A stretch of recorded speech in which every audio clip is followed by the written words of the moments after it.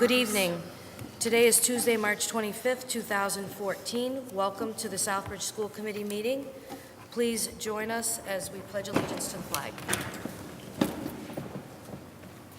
pledge allegiance to the flag of the United States of America and to the republic for which it stands, one nation, under God, indivisible, with liberty and justice for all.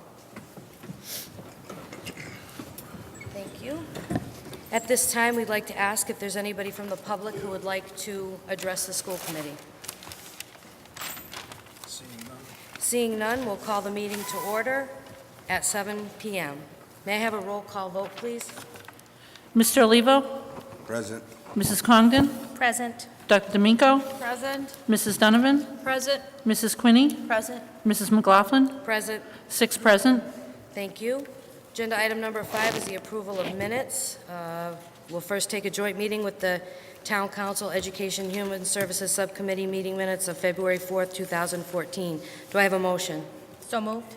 Thank you. Motion by Mrs. Congdon. Do I have a Second. second? Second by Mrs. Donovan. Is there any discussion on those meeting minutes? Seeing none, can I have a vote by show of hands, please? Let's see, 1, 2. You're abstaining? I'm abstaining. So we have 2 abstentions and 3 to accept the minutes. Vote carries. Next are the regular school committee meeting minutes of March 11, 2014. Do I have a motion? So moved. Mrs. Congdon makes the motion. Do I have a second? Second. Seconded by Mrs. Donovan. Is there any discussion? None? Vote by show of hands, please. 4 in favor. Abstained. Dr. D'Amico's abstaining. 5 in favor. Mr. Olivo, was that in favor to accept the minutes? It was in favor. Thank you. The next is the Committee of the Whole meeting held on March 5th, 2014. This was a budget meeting. Do I have a motion to accept So those moved. minutes? Second. Mrs. Congdon makes a motion. Second. Dr. D'Amico seconds the motion. Is there any discussion on those minutes? Seeing none, can I have a vote by show of hands, please? All in favor? And finally, a Committee of the Whole meeting, another budget meeting that was held on March 12, 2014. Do I have a motion? So moved. Mrs. Congdon makes the motion. Do I have a second? Second. Seconded by Mrs. Donovan. Is there any discussion on those minutes? Vote by show of hands, please. All in favor? 4 in favor, 2 abstentions. Mr. Olivo and Dr. D'Amico abstain. Thank you for that. Agenda item number 6, under Chairwoman's announcements. Earlier this evening at 6:30, we had a public hearing on the budget. No one asked any questions of the school committee or addressed the school committee, but I did want to let everybody know that later in the agenda, the superintendent will have a slide presentation about the budget that should shed some more light on that. I wanted to let everybody know that the school committee will be participating in a district governance workshop on Saturday, March 29th. That's something that we wanted to do to make ourselves more effective, and we're pleased that the Mass Association of School Committees is coming out here to conduct that training. I did want to mention that last night I was at the town council meeting, and I just wanted to reiterate something that I thought was pretty impressive or important. There is going to be a citizen alert system put in place, and if you go to the Town of Southbridge website, there is a tab that you can press on. It might even be called Everbridge Citizen Alert System, and you can go on and put in information if you want to be contacted if in case of an emergency. Landlines are already put into the system, but cell phones are not necessarily. You can designate a primary number, a secondary number. I just wanted to let everybody know about that because I think it's pretty important. For more information, please visit the Town of Southbridge website. And finally, I would like to say that later on, the superintendent will address the principal search committees, but I did want to say something relative to that because I have received a number of inquiries, as have my fellow school committee members, about that. And I just wanted to say briefly that in 2013, the Southbridge School Committee and Superintendent Nebrico readily accepted the challenge of overhauling a school system that's been underperforming since 2003. Superintendent Nemrico's first 6 months in this district were committed mainly to crisis management. We were in rough shape when he arrived here. But efforts during the current school year have focused on organizational and financial stabilization, both of which have occurred. The superintendent, since he's been here, has now had time to observe staff, determine their talents, and assess district needs. He is the chief executive officer of the school department, and as a consequence, he has the ultimate authority and responsibility to ensure that staff and resources are properly aligned to fulfill the district's educational goals. Mr. Nemrico has successfully accomplished this task in multiple school districts over the course of his professional career, and his proven leadership will guide him as he commences this undertaking for the Southbridge Public Schools. For the upcoming 2014-2015 school year, the school committee has charged the superintendent with transforming the district. So we've moved from crisis management to stabilization to transformation. And he's been charged with transforming the district into one that offers excellence in academics, athletics, and the arts. The task ahead is building an administrative team to ensure academic improvement in all schools at all grade levels. Mr. Nemrico now has a unique opportunity to build a team of administrators who share a long-term commitment to our students, our teachers, and our community. The school committee is confident that the policies, procedures, and personnel are actively being put into place to afford a bright future for Southbridge and its schools. And again, I make that statement on behalf of the school committee, but Superintendent Nemrico will fill in the blanks a little later on. So thank you for that. Moving on, we have a report. Thank you. Thank you. We have a report this evening of the representative of the Student Advisory Committee. Mr. Kenny Allard is here to fill in for Rosa Brito. Welcome. Good evening. It is definitely a privilege to be here tonight. Thursday, March 27th, the high school band will be performing at the SMHS Auditorium at 7 p.m. Wednesday, April 7th, there is a band parent meeting at 6 p.m. Also on April 2nd, the high school Honor Society induction will start at 7 p.m. This includes National Art Honor Society, National Honor Society, and Thespian Honor Society. Thursday, April 3rd and through April 6th, the high school band is going to Virginia Beach. They're also performing. I know a lot of them are very excited. Also, the senior class trip the high school class trip, the senior class trip is going to High Meadows on May 16th. The seniors are also working on a fundraiser to get a mascot. Wednesday, April 9th, the school committee meeting will be in the SMHS library at 5:30. Thursday, April 10th and 11th, the middle school musical will be at 7 p.m. It is $5 for adults, $3 for students and senior citizens, and children 3 and under are free. Friday, April 12th, there will be an NHS car wash from 12 p.m. to 4 p.m. at Uno's in Sturbridge. Sunday, April 13th, the middle school band will be performing in Providence, Rhode Island from 12:30 to 6:30 p.m. Tuesday, April 15th, some Army members will be in the cafeteria during high school lunches if anybody is interested in signing up. Wednesday, April 16th, a high school social studies class taught by Mr. Thomo is taking a field trip to the State House. A lot of kids are very excited. I will be attending that trip. We are going to meet Senator Moore. Wednesday, April 17th, the high school is having a health fair from 9 a.m. to 1 p.m. in the small gym. Also on April 17th, the underclassmen will be able to bid for a senior. The seniors they follow the underclassmen or any faculty around, and they basically do whatever they want for the underclassmen. Friday, April 18th, there will be no school. That's Good Friday. And Monday, April 21st, and Friday, April 25th, there will be no school. That'll be spring break. So I hope you all have a safe and fun spring break and relax. And here are the MCAS schedules for this week. Yesterday, the 6th graders took MCAS ELA. March 25th, the 7th graders will be taking MCAS ELA. March 26th, 7th graders will be taking MCAS ELA. March 27th, the 8th graders will be taking MCAS ELA, and also the 7th graders will be having long comp makeups. March 28th, 8th graders will be taking MCAS ELA, and then March 31st, 8th graders will be taking MCAS ELA makeups. And then for high school, March 27th, there'll be MCAS long comp. Thank you. Thank you, Mr. Allard, appreciate that. Agenda item number 8 is school committee reports. A report of the curriculum subcommittee, Mrs. Donovan.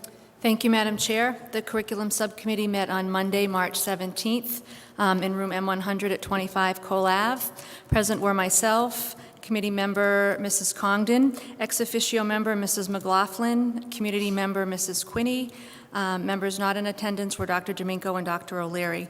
Also in attendance was Dom Nugent. She's our ELL department head / teacher, Mr. Aaron Osborne, our supervisor of instruction, and Ms. Colleen Culligan, our director of pupil personnel services. The first order of business was to vote to approve our meeting minutes from February 24th, and that was done and approved by all. Our second agenda item was to receive a report from Dom Nugent relative to her visit to Gil Montague. Gil Montague is a school district that has a successful ELL program. So Ms. Nugent traveled out there and came back to give us a report on her findings. One of the great things that she found is that they actually have a handbook that describes their entire process and set procedures in place. So she was able to bring that back to us, which we shared, and of course, ultimately, we would like to replicate that in some way or customize it so that we can make one for our district as well, because currently we do not have one. The second thing she shared with us was a flow chart relative to enrollment that is created by the Department of Elementary and Secondary Education. So we looked at that at great length as well. We, again, just looked at our program in general. We went over the number of ELL students that we have, the number of teachers that we have. One of the factors that we feel is a big issue right now is that children are not being assessed properly and put in place at the right time. We're a little bit frustrated by that, and we feel the need that these kids need to get properly assessed and put in the right classroom as soon as we can. So one way to perhaps accomplish that was to look at our home language survey that usually gets sent home once a child is in kindergarten. And what we'd like to do is perhaps revamp it, look at what the state's language survey looks like, and get it home to our students when they're in pre-K or as they're fulfilling their packets for kindergarten, so that before they even start school, we can get them tested and know exactly where they belong. We just talked about our needs, again, doing a needs assessment. It would be wonderful to have some more ELL teachers to meet the needs of our students. It would be fantastic to have a systematic approach to our ELL program to identify, assess, and monitor our EL students and our program. We talked about our liaisons. We currently have a liaison at Charlton Street School and West Street School. We really feel we need one at Eastford Road School, and we would really like to take a look and redefine perhaps what their role is. We have some great people in those positions and very talented people, and we feel that we could probably better utilize them. So that's something that we want to look at. We do not have a full-time ELL coordinator, and that's a problem. Dom Nugent has stepped up to the plate to take this on. However, this is, we have a lot of kids, and there's a program that definitely needs to be revamped, and having a full-time coordinator would certainly help out in that. So we talked about that, because if this is one of our subgroups that are having so many issues, we need accountability, and somebody needs to take ownership of this program. And at this point, we feel that we're lacking in that area, so that's something that we're going to be pushing for. Finally, though, we moved on and we talked about a long-term goal that we would love to see is if we could introduce some type of keyboarding or typing or technology at the elementary level. There are schools out there that do this starting with grade 2, even if we could incorporate it perhaps into our library time. where they could use, 15 minutes, somebody could come in and do a quick thing with keyboards. We have computers in our library. A lot of our classrooms have computers, so if we could get our kids to learn some basic typing skills and become more familiarized with keyboarding and technology, we all think that would be a great thing for our kids. Moving on after that, we talked about some literacy initiatives. Sadly, we still have some kids that are being passed through our systems who cannot read, and it would be lovely if we could have a goal that by grade 2, everybody in our district is literate. So that's something that we want to work on. We know that there's the potential for the STAR reading program that we want to make sure it comes online in September, that will evaluate every child of where they're at and what their reading level is so that we can pick up from that point. And then finally, we talked about I mentioned this last time, we want to establish a tour of the Optical Heritage Museum with Mr. Dick Whitney. We're still in the working process of getting a date set up. We've been emailing back and forth, but it's important for us to create some type of partnership or collaboration with that group as well. So that's something that we'll be pursuing. And our next meeting, I'd like to announce, will be on Monday, April 14th at 6:30 p.m. in room M100. Thank you, Madam Chair. Thank you, Mrs. Donovan. Policy Subcommittee, Mrs. Quinney. Thank you, Madam Chair. The next Policy Subcommittee meeting will be held April 9th at 6:30 in room M100 at 25 Cole Ave. Thank you. Do you have anything to report under negotiations, Mrs. Quinney? Yes. This Thursday, March 27th, we will be entering into negotiations with the Para and Tutor Union, and that will be at 4:30. Thank you.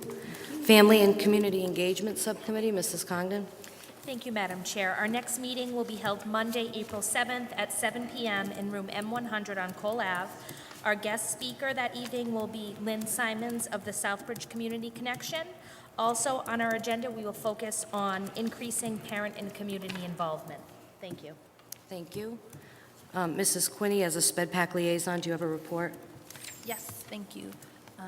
The SPEDPAC at their last meeting, they had their meeting on last Thursday, and at their meeting they had new parents who came and attended and were excellent participants, and the SPEDPAC would like to encourage more parents of children with special needs to plug into them, to their group, to find more resources and get a feel for what is working as far as our special education services and what is our challenges that can be overcome.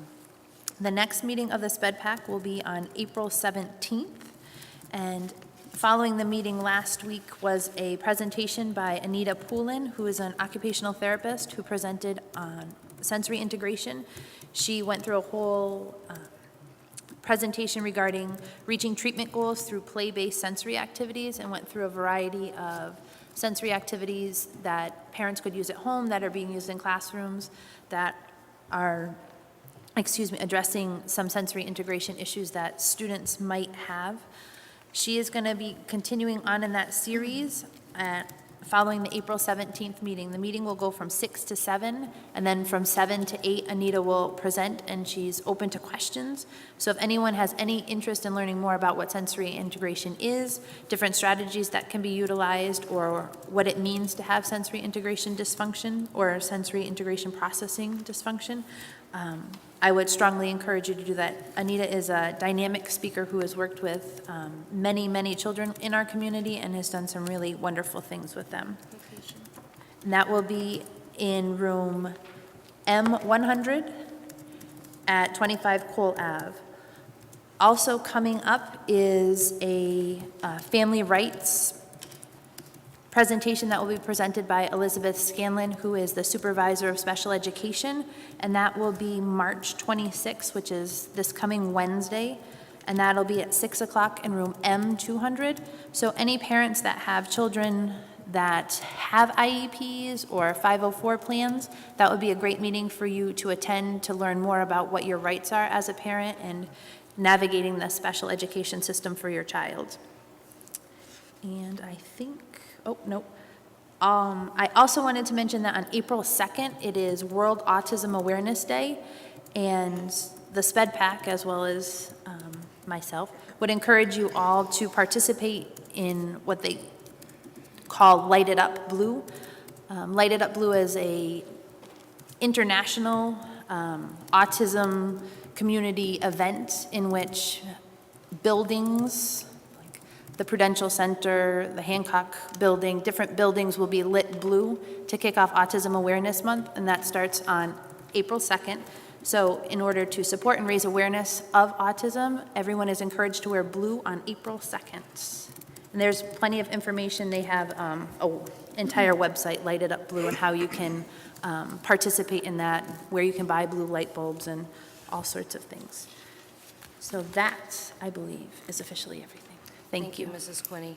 Under agenda item number 9, we have a couple of presentations this evening. I'm going to move over to the podium, and I'd ask Mr. Montigny to join me, as well as Mrs. Paula Kenda, grade 2 teacher, Charlton Street School, and 2 second grade students, Jace Delgado and Tyler LaCroix. Okay.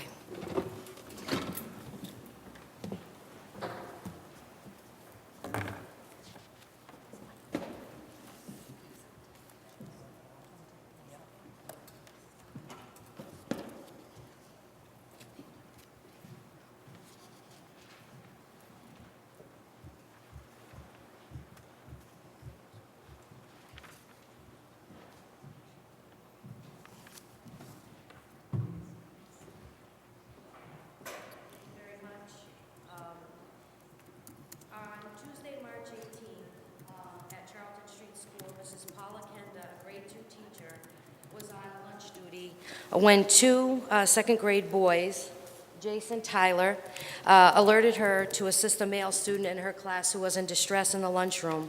They told Mrs. Kenda that the student was turning colors with eyes watering. Immediately, Mrs. Kenda administered the Heimlich maneuver after asking the boy if he could speak. He could not speak, and she saw a lump in his throat. The food was dislodged and projected out. The school nurse assisted the student and telephoned the parents. Fortunately, he showed no signs of injury, was able to drink water and have a snack in the nurse's office. But today, we'd like to recognize not only Mrs. Kenda for her quick action, but also for the 2 young students who alerted her to their classmate in distress. So we have some certificates that we'd like to present. Would you like to present? This certificate is to Paula Kenda in recognition for heroic action and quick response to a student in distress. Mrs. Kenda?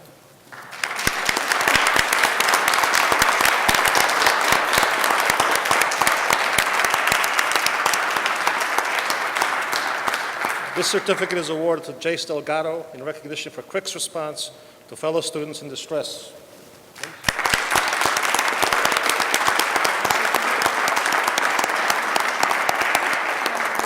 And this certificate is awarded to Tyler LaCroix in recognition of quick response to a fellow student in distress.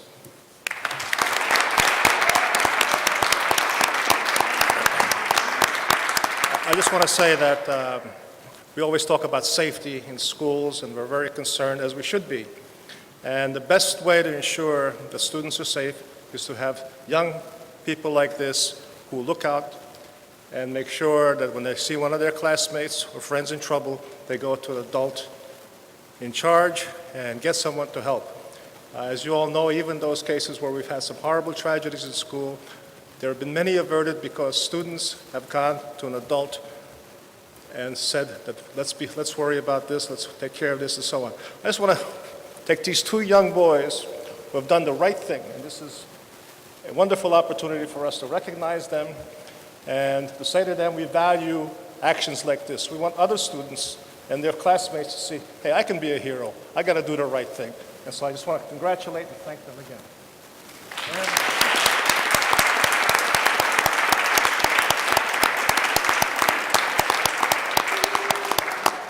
Last Tuesday, during second grade lunch, approximately 100 students were eating lunch, and I was told that we had a situation in the cafeteria. It was already taken care of.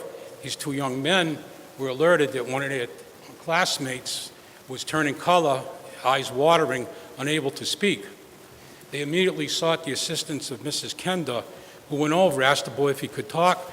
He couldn't. She administered the Heimlich maneuver, dislodged the food caught in his throat, and projected out. The boy went to the nurse. He was examined. He was fine. He even had a snack and water. His parents were notified, and kudos to him also. He stayed in school. So it was quite a day. Thank you all. And I want to thank the parents for coming of the 3 boys. Round of applause to you also.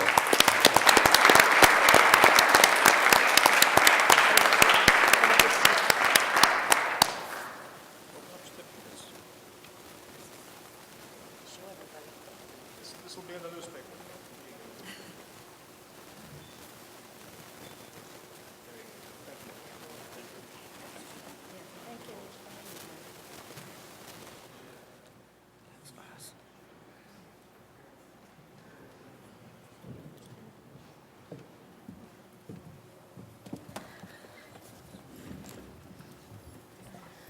Our next presentation this evening is on college and career readiness, scholarships, and overall presentation by the Guidance Department.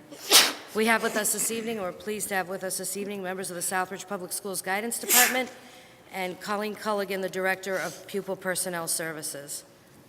Ms. Culligan, turn it over to you. Thank you for having us. I was excited when Mr. Nemrico asked us to bring the Guidance Department up to talk a little bit about some of the initiatives. It's very true that in the last year we've been working very hard, in particular on getting some professional development through some extensive workshops with the Department of Education in college and career readiness, with webinars. We've been attending bullying seminars with the Worcester County District Attorney's Office, and also doing all kinds of other work with respect to character development and PBIS in our schools. So I'd like to welcome our Guidance Department. We have Mr. Hoffman and Ms. Hatch and Ms. Sharon from our Secondary Guidance Department. We have Ms. Driscoll, Ms. Flynn, and Mr. O'Coin from our Elementary Guidance Department. They've prepared a presentation, worked hard on trying to keep it down to 20 minutes, and so they're going to run through it very quickly, and I appreciate their coming tonight, and thank you very much, everyone, for your attention.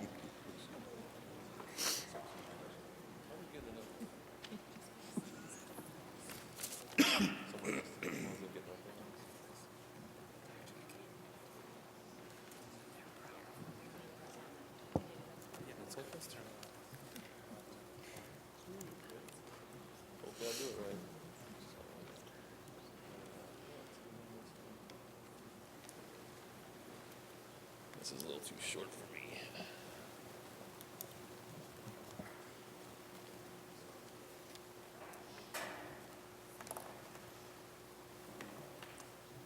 Hope you all can see it up there. It's a little small, starting to dim a little there. First of all, I'd like to thank you all for giving us this opportunity to share with you all a little bit about what the guidance counselors are doing in Southbridge Public Schools this year and last year and in the future. And we want to start off with just a brief overview of the topics that we're going to be covering today and some of the takeaways from our presentation today. With the college and career readiness initiatives put forth by the Department of Elementary and Secondary Education, we're going to follow that up with some bullying prevention activities, some positive behavior intervention supports, and also some character education activities. And then we're going to end on the Massachusetts model for comprehensive school counseling. So the college and career readiness initiatives, in 2013, the boards of elementary and secondary education and the boards of higher education voted to adopt a working definition for college and career readiness.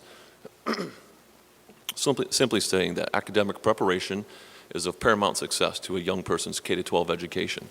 However, recognizing that a student also needs to be developed personally and socially, as well as with workplace readiness initiatives, is also of equal importance to a young student's college and career readiness development. And that is supposed to, that definition is supposed to help with seamless transitions from elementary to middle to high school, with the end goal of achieving competency in each one of those domains. So the domains that are addressed. Well, now I'm going to pass it off to Ms. Hatch so she can address some of these initiatives from the college and career readiness.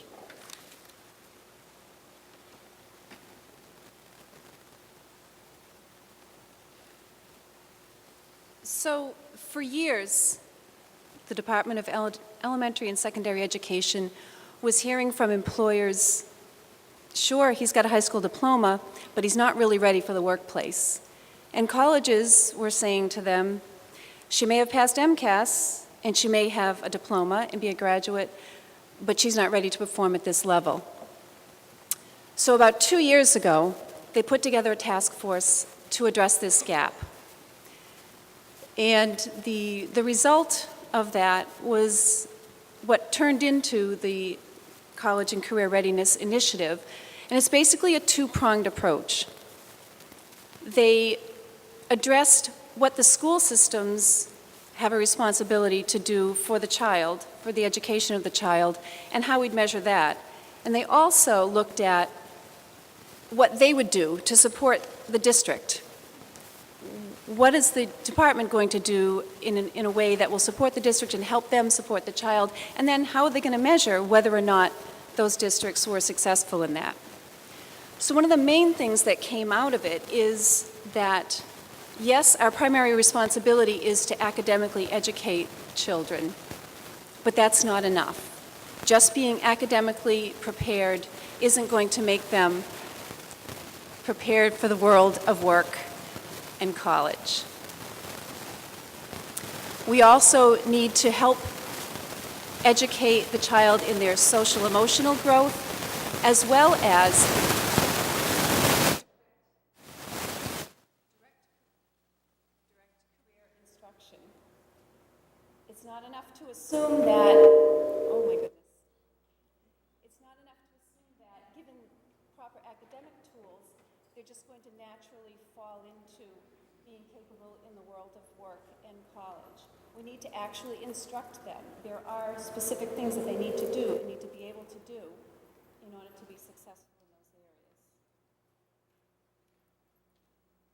So what they're going to do for the districts is help strengthen curriculum, instruction, assessment, make sure that the very best educators are in front of the students.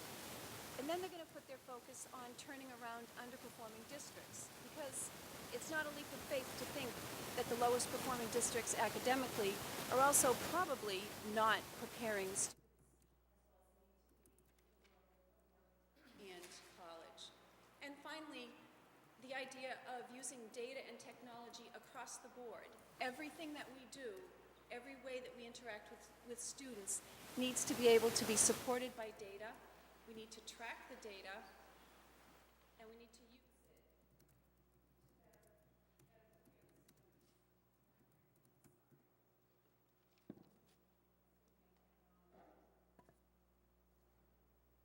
Thank you. So what does a college and career-ready student look like? Well, first of all, the process has to begin at the elementary level. You can't suddenly decide junior year of high school, now I'm going to decide what I want to be when I grow up. You have to start the work a lot earlier than that. We have to expose them to different careers, to different activities, to different ideas, different pathways, because the college and career-ready student has explored these things. They've had these activities, they've had these experiences, and they have a plan, because they've seen things that they can now rule out. They've seen things that now they know they don't want to do this, and they might like to do something like that. And further, we've helped them to figure out what is it going to take in order to get there. What is the pathway? What education do you need? What certifications do you need? What are my next steps? So the college and career ready child can tell you what they're looking for and can tell you how they plan to get there. What are their next steps? In order to be successful after high school, yes, they need a world-class, solid academic foundation, but they also have to be strong socially and emotionally, and they have to be ready to go and take their place in the world in a way that's going to be contributory, that's not going to rely on other people. They're going to be ready to go and ready to work and ready to perform. And how are we going to measure ourselves as a district to decide whether or not we're being successful in helping them in these ways? Well, our graduation rate is going to go up. And the number of kids that we send to college or to any other post-secondary endeavor, it's going to go up. And the number of kids that we have that are ready to go right in to credit granting classes rather than having to pay for remedial classes that cost them money and get them no credits, that's going to go up. We're going to have students that have plans, that know what they want to do and know how they're going to get there.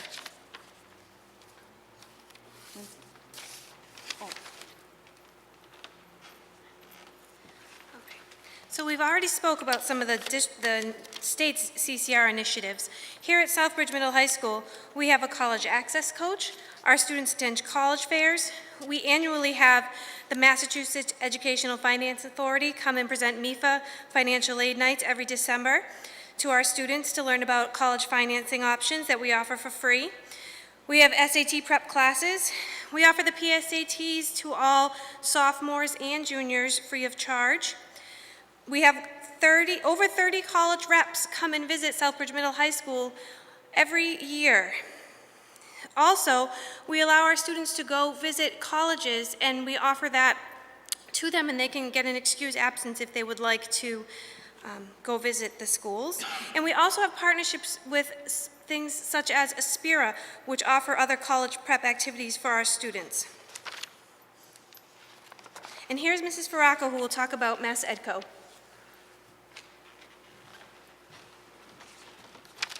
Good evening, everyone. My name is Deb Faracco, and I work for a company called Mass Edco. Mass Edco, alias Massachusetts Educational Career Opportunities, Inc., was better known in the past as the Colleges of Worcester Consortium. We just recently changed our name to Mass Edco. Now, the College Access Grant was added by the Department of Higher Education in 2011 through the Federal Race for the Top initiative.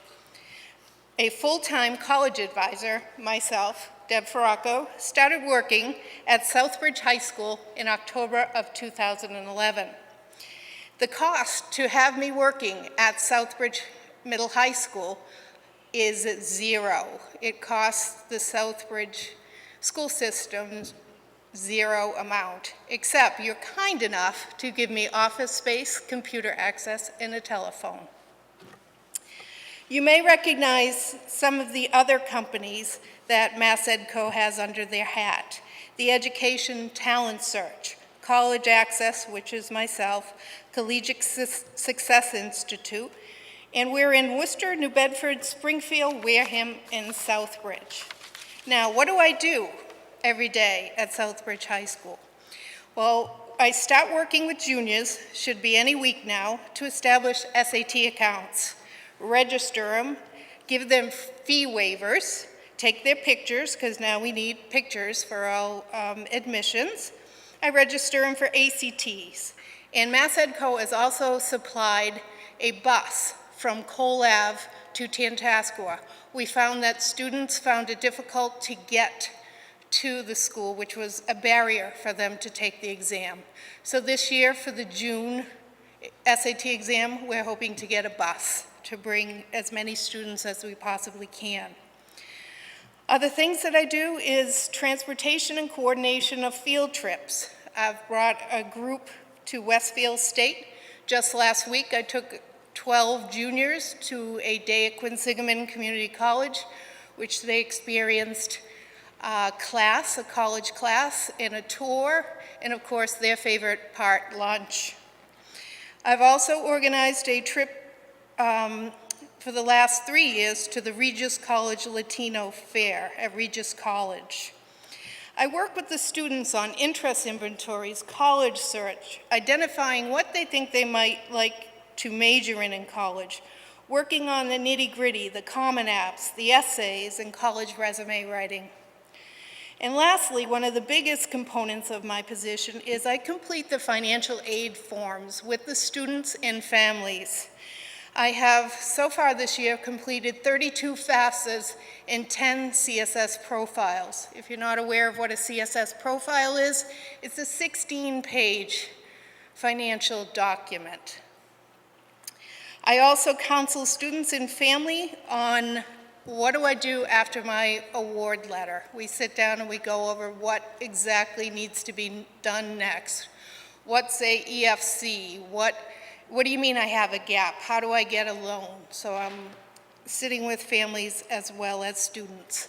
And that about sums up what I do at Southbridge High School. Thank you for having me. Thank you, Ms. Faracco.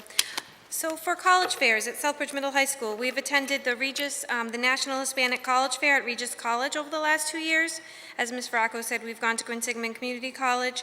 We also took a group of juniors and seniors to the Pomfret Preparatory School in Connecticut, where they were exposed to several of the more Ivy League colleges for a college fair. And this year also, we were invited to go to Millbury High School in this April, where we'll be taking hopefully up to 80 students, hopefully some sophomores and juniors, to attend the college fair there, and there will be over 40 colleges in attendance. For scholarships, every year we update our scholarship database. Mrs. Cook in Guidance helps us with that, and every time a scholarship is added or updated, a new list is sent to the senior homerooms, and it's also updated on our website. The AO scholarship applications, the American Optical Scholarship, has been mailed home to the seniors that are this year eligible. We have 22 seniors this year that received the John and Abigail Adams MCAS scholarship, and they were recently recognized here at your meeting as well. Students are also apprised of online scholarship opportunities, how to find online scholarship opportunities, and how to also avoid those that are scams, because sometimes students will be asked to apply for online scholarships that might also look for money for them to apply for scholarships. So we also give them advice on how to find good online scholarship opportunities and how to avoid people looking to take advantage of them for online scholarship opportunities. Career preparations. As Ms. Faracco mentioned, we meet with students on interest inventories. We tend to use two main features, the MassCIS, which is the Massachusetts Career Information Systems, put on by Workforce Development. It's a free online website available to all towns in Massachusetts, and has a great portfolio building website where we can build portfolios with the students starting in grade 9 and building up forward. And we also use the College Board website to build interest inventories and do college searches there. We also have a paper version that we have through Pearson VUE that we can use in addition if a student wants to take it home and work on a paper interest inventory and bring it back to process with Ms. Faracco or Ms. Hatch in high school. The school bank is available for career preparation. We have Southbridge Credit Union right on site. We have school-based internships. We've been adding more and more this year. Mr. Hoffman has been working steadily with Project Success with his middle school students, and he's expanded that to the high school this year as well. We have military rep visits very frequently in our high school cafeteria. Our special education department works very tirelessly to help our students and work on the 688 referral process and transition after high school. And we also have our work experience program. We're also looking to add more work-based learning opportunities for students in the future at the high school. Our career day. At the elementary school, all the classes are exposed to 2 careers each year during career day activities, where different professionals will come and visit the classrooms, talk about their careers, talk about what it takes to be that career, what kind of education you need. And at the middle high school level, we have more panel discussion setups for career day. And this nice word wall here, what would you like to be, is displayed at Charlton Street School. We'd like to show that example. At each level, we explore careers with the students to expose them to a variety of different options so that they can start exploring what's available to them. This time, I'd like to turn the presentation over. Come on.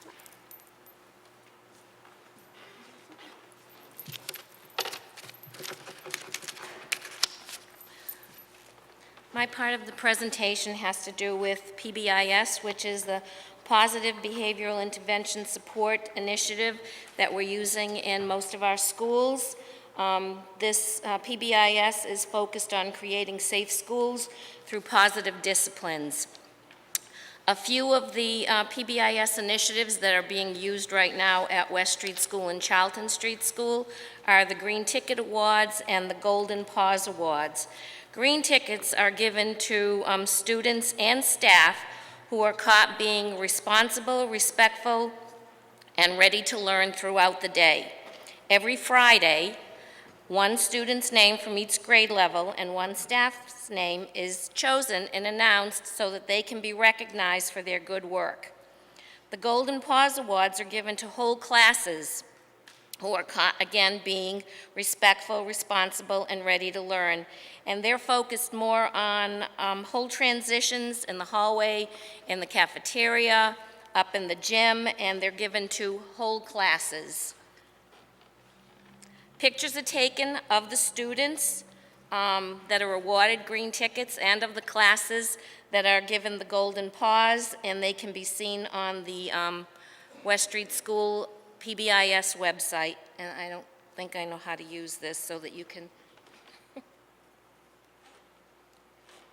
Okay. These are two of the data boards at West Street School that show the golden pause that are given to each grade level, so that we can keep count on a monthly basis. And at the end of the year, we told the class that receives the most, they'll be awarded a pizza party or something for all their good work.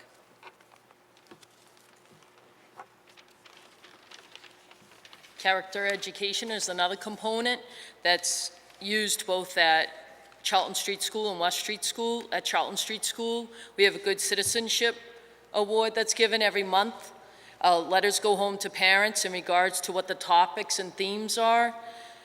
Teachers nominate 2 students at the end of every month, and their names are announced over the PA system along with receiving a certificate. A student may choose to bring the certificate home or have it displayed in our lobby at our school. Some of the themes that we cover during these months are good manners, helping others, treating others the way that you would want to be treated. At West Street School, they have a similar character education program, and theirs is called Shining Star. And they have a word of the month. And at the end of the month, a child is picked and receives a certificate for the individual who displays the character education representation of the word of the month. Then they also have a star put on the board with their names, with their picture on it as well.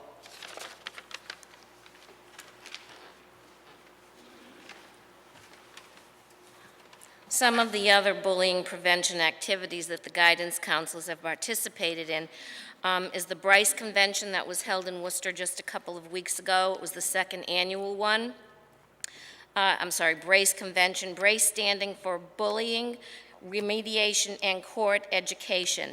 And this is a full-day bullying education workshop for both students and parents, which provides a more targeted, in-depth approach to addressing repeated or increasingly serious incidents of bullying. Some of the ready-to-use activities that they have given us when we go to the Brace Convention is the Bullying Project film, which was shown at the high school last year and will be shown again in June. Some of the staff also have attended the roundtable meetings with the district attorney's office, other school districts, and local police forces. These meetings discuss trends in communities regarding bullying prevention and identifying at-risk behaviors.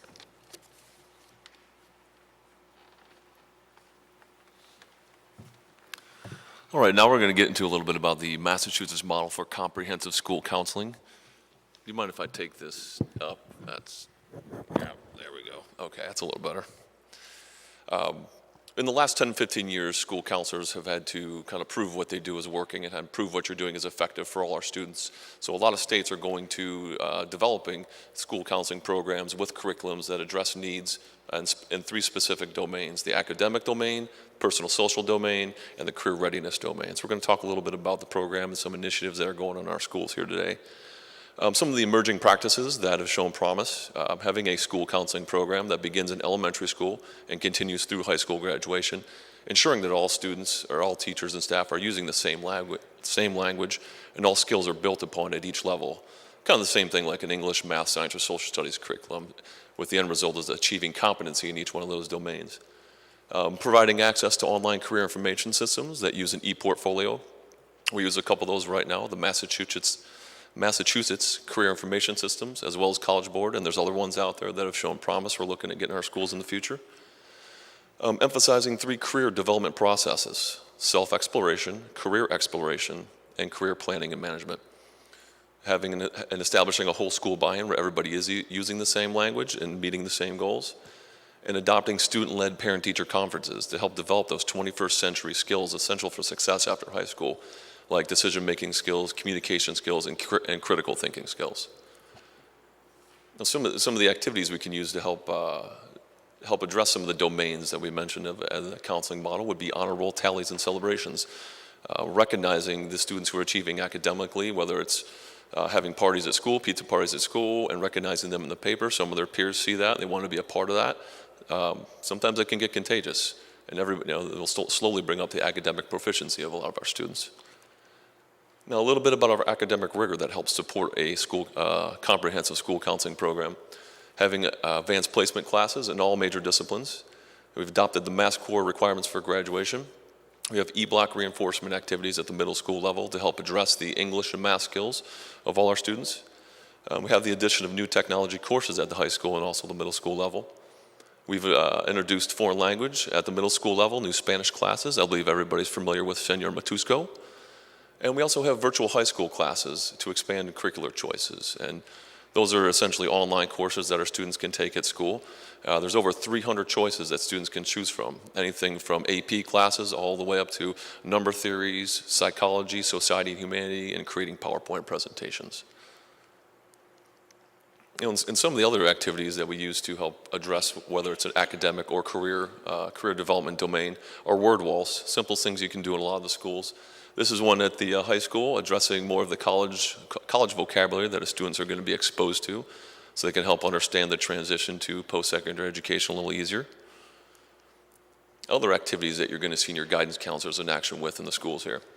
Establishing parent luncheons, having monthly awards for good citizenship, having attendance certificates, Shining Star Character Education Awards and activities, being part of the monthly newsletters, being an integral part of the Positive Behavior Intervention Supports team.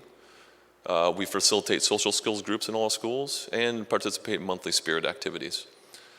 You know, a lot of these activities and initiatives couldn't be done without effective professional development. Some of the professional development that we participated in this year is the Department of Elementary and Secondary Education 10-session College Readiness webinar series. Partnered with a College and Career Readiness regional session at Worcester State University. They were all in agreement that those two were very useful professional developments that we've been part of so far. Having K-12 department meetings to lay the foundation for curriculum mapping, that's essential to help building that comprehensive school counseling program. Attending annual Swickle High School guidance breakout sessions. Attending second annual BRACE conference on anti-bullying programming. Transition planning conference that we had in the spring 2013. And helping improve the transition planning for students on individualized education plans. And a lot of these initiatives and actions and events that we've talked about in the presentation today really couldn't be done without our community. So these are just some of the community agencies that we partner with to help us create a whole student, a college and career ready student. We got U-Inc., Savers Bank, YMCA, the police and fire departments, Worcester Sharks, Reach Out and Read Day, the Wells Center, Harrington Hospital, Quinn City Community College, Southbridge Credit Union, Big Y, Healthy Families, and the Worcester County District Attorney's Office. We probably could have added 2 or 3 more slides, but it just goes to show the importance of bringing in the community to help build the whole student. And some of the next steps that we'd like to initiate in this end of the school year and the beginning of next school year is inviting families to post-PSAT assemblies to help go over the scores, what the scores mean, and what the next steps are for those families. Introducing more students to the SAT. Most colleges, this is the college entrance exam for their admissions. Focus on our families as presenters when planning career days to invite more of that community into our schools. Expanding our radar for more college tours in the New England area. Increasing our classroom presence is an essential domain, an essential part of having a comprehensive school counseling program, getting in to teach the academic, the personal, social, and the career awareness activities.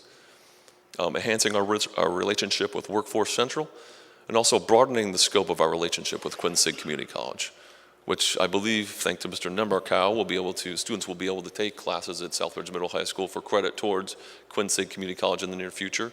And also students are also able to take the AccuPlacer placement test for Quinn City Community College at Southbridge Middle High School. So there's just some of the initiatives that we have going on to address the 3 topics that we have today. And at this time, I'd like to thank you for your time.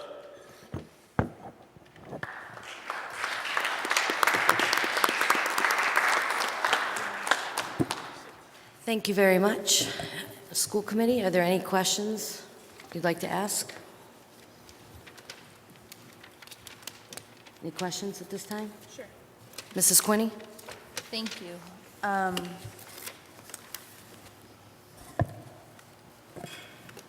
Thank you for your presentation. In the beginning of your presentation, you cite the Integrating College and Career Readiness Task Force report. And given that I have learned in this district that I shouldn't make any assumptions, is it a safe assumption that you're all familiar with that study, that task force report? This is a question directed at you all. One person has? Okay. We all went to the conference, and we're all very familiar with the parts of the initiative. I don't think that we've all read the document thoroughly, cover to cover, but we have worked on the precepts under it and the ideas behind getting college and career readiness at the forefront of our activities. Okay. I have so many questions, but I don't want to take all night because I know it's going to be a very busy evening. When are we administering interest surveys to children in our district?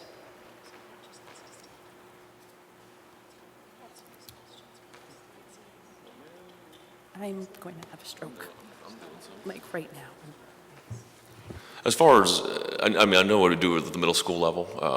With the group Project Success, we have interest inventories that I give at the beginning of each session, not each session, but the beginning of the program to help guide the students' choices with college and career, with career choices and who we bring in as presenters in our community for the students to expand their opportunities there.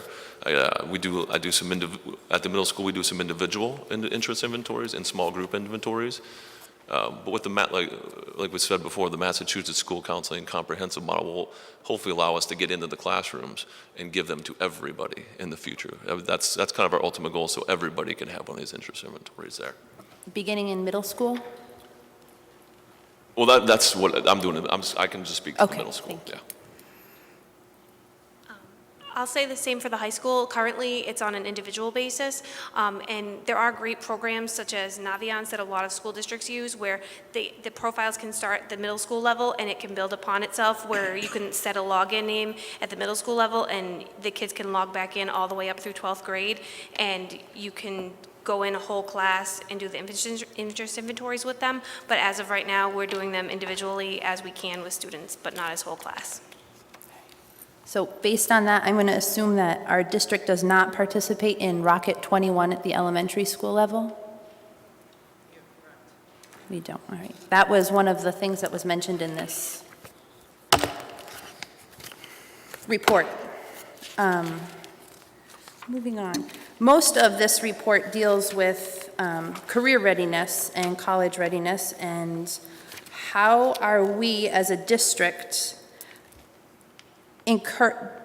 educating our students as to what are high growth fields and careers in which that they can support a family post college graduation. Again, most of that work is done individually. We would love it if we had a forum that we could do it in larger groups, but most of it's done individually as students come to us and want to start talking about what colleges they're going to go to, or hopefully earlier than that, what they're interested in. As we talk about what courses they're going to take for the next year, we talk about what their end goals are. But as for having a broad-based exposure to that, we don't. So that's all student-led, not guidance-led. So a student would have to come to you and say, I think maybe I want to do this, and then they would get information regarding that? A lot of it, yes, but some of it is, like, we meet with every senior every year. So if at that point they're still not knowing, then we talk then. And we do try to meet with all of our students in, as I said, as in planning their courses. And so then the discussion naturally ensues there. Where are you headed? And then we talk then. And then, again, it is, though, only if the student asks for more detail, more guidance, do we go into the program. Do we have a guidance curriculum currently in Southbridge? No. We don't have a guidance curriculum that is followed at all in our district. I think that that is a major issue that is leading to a multitude of problems that we are currently experiencing as a district. And I will leave that at that for now.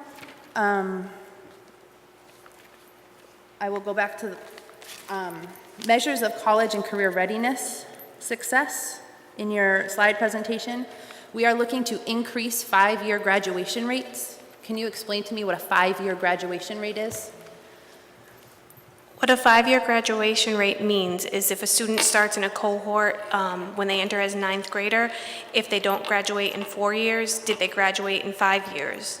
So did they stay for the 1 extra year and not like drop out? So in urban districts, the state added that 5th year on to help districts get a better graduation rate rather than, that was something that was added for urban districts to help the graduation rate.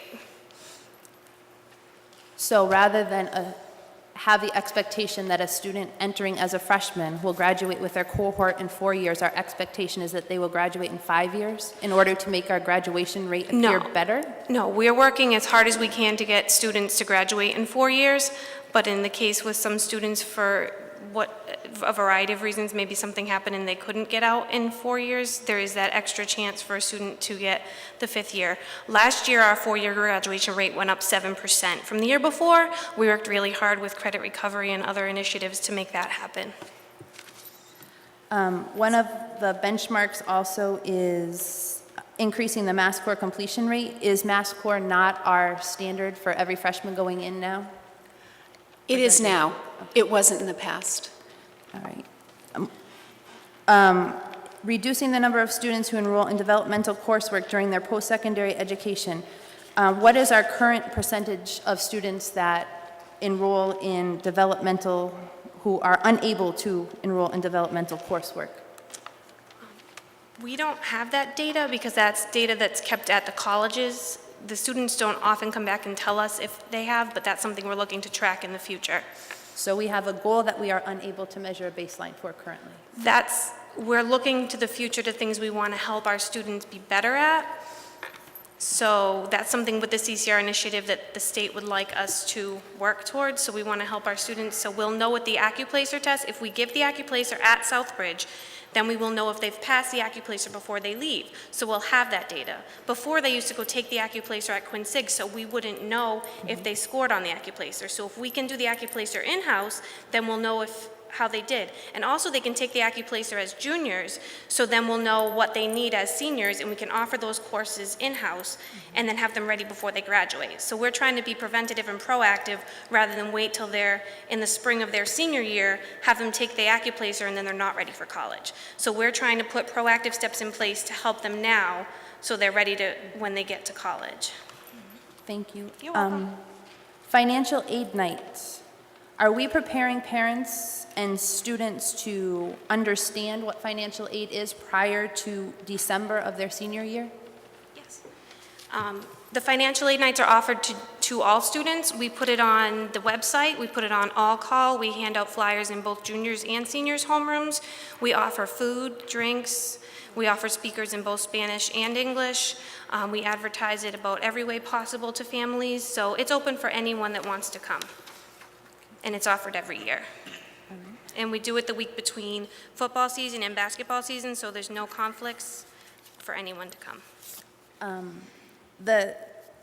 Back to this career readiness, are we partnering with any community organizations in order to have students actually be able to explore careers and what a career would look like? Do you mean this? Shadowing? Nothing. Like the Southbridge Credit Union, we have the school bank, which we have 12 students per semester that work with the Southbridge Credit Union to get that. We have teachers working with teachers in a variety of functions within the building. But with our rotating schedule, it's hard for them to do it during the school day. In this report, it said that students aren't ready to enter workforce. They don't know job skills, they don't know how to dress, they don't know how to show up on time, they don't know any of those skills. Are we doing anything in our district in order to encourage or partner with local places that could employ youth?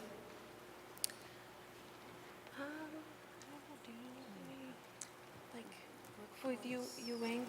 Well, that's where we mentioned we want to do more partnering with Workforce Central. When we were at the CCR conference at Worcester State, they approached us. In the past, they had tried to come into the school, and it didn't work out, but they're willing to come back in and partner with us, so that's something we're looking forward to in the future, because they could run workshops in helping us in the future, so. Have we accessed YouthWorks at all in order to get kids summer jobs? Summer jobs? YouthWorks. It's a state-funded program that we can access, given our demographic. No? I'm not sure of that program. What about, are we utilizing the other free online tool,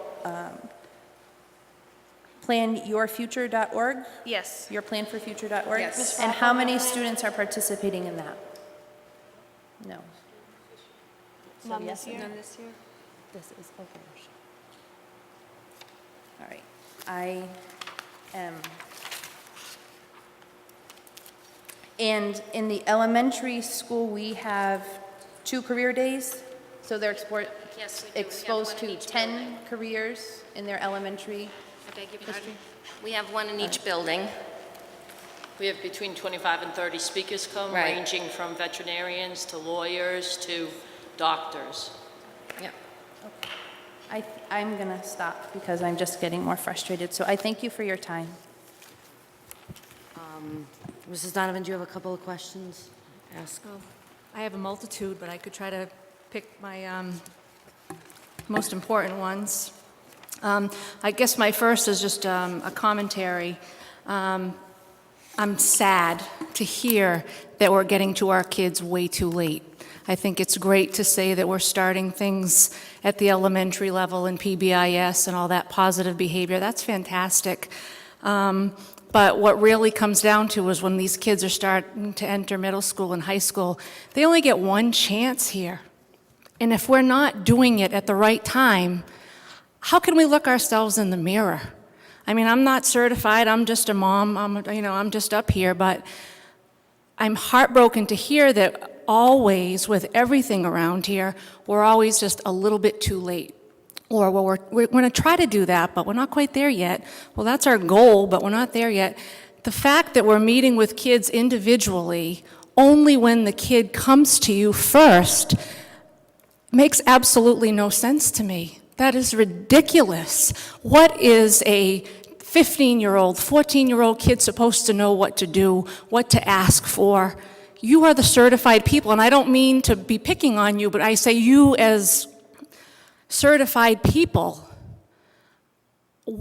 to put the burden on the kids and say it's the kids' fault that they're not getting into good schools. It's the kids' fault that their transcript didn't get sent in on time. It's the kids' fault that they didn't ask the right question, so sorry. It's the kids' fault that they didn't know how to fill out a financial aid form, or they found out about it, now when they should have found out it back in December.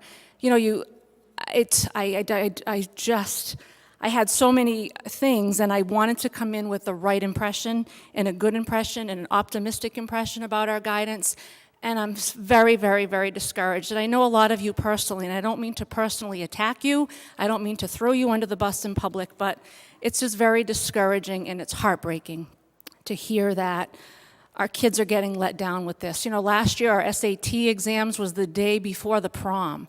That absolutely freaked me out when I heard that. There's just so many things, easy things to do what's right for our kids. And time again, our kids are being let down. And because they're being let down by the adults, they're getting blamed for it, and we're getting blamed for it, and we're still level 4, and nobody's doing anything about it and taking ownership and being held accountable. So that's just what I had to say. And my question is, do we have any college fairs that happen on site? I know that a lot of us, or a lot of the kids, are taken off site to visit college fairs. Do we hold any of these on site at our school? Do people actually come to us, or do we need to go to them? No, we haven't held any on site. We take our kids to other sites. Okay.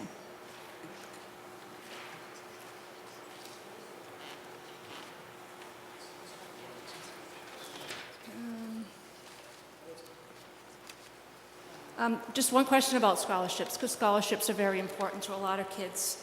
I'm just going to pick out the AO scholarship that said applications were mailed home to every student eligible. Who determines eligibility and what makes a student eligible for that particular scholarship? Because that's a huge one.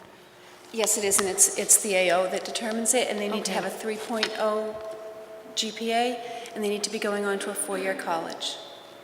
And then there's an essay. And again, does the guidance department recognize who in fact has that average and reach out to that kid, or is it up to the kid to know, I get a 3.0, maybe I'm going to apply for, I mean, how is the child made aware-able? The students are called down and handed a letter, and a copy of the letter and the application form is mailed home to each child's home. Okay, thank you. Thank you, Madam Chair. Dr. Domingo? Thank you, Madam Chair. I will join in the frustration with the other committee members. You know, what was the purpose of this report? Can somebody tell me what was this report to accomplish?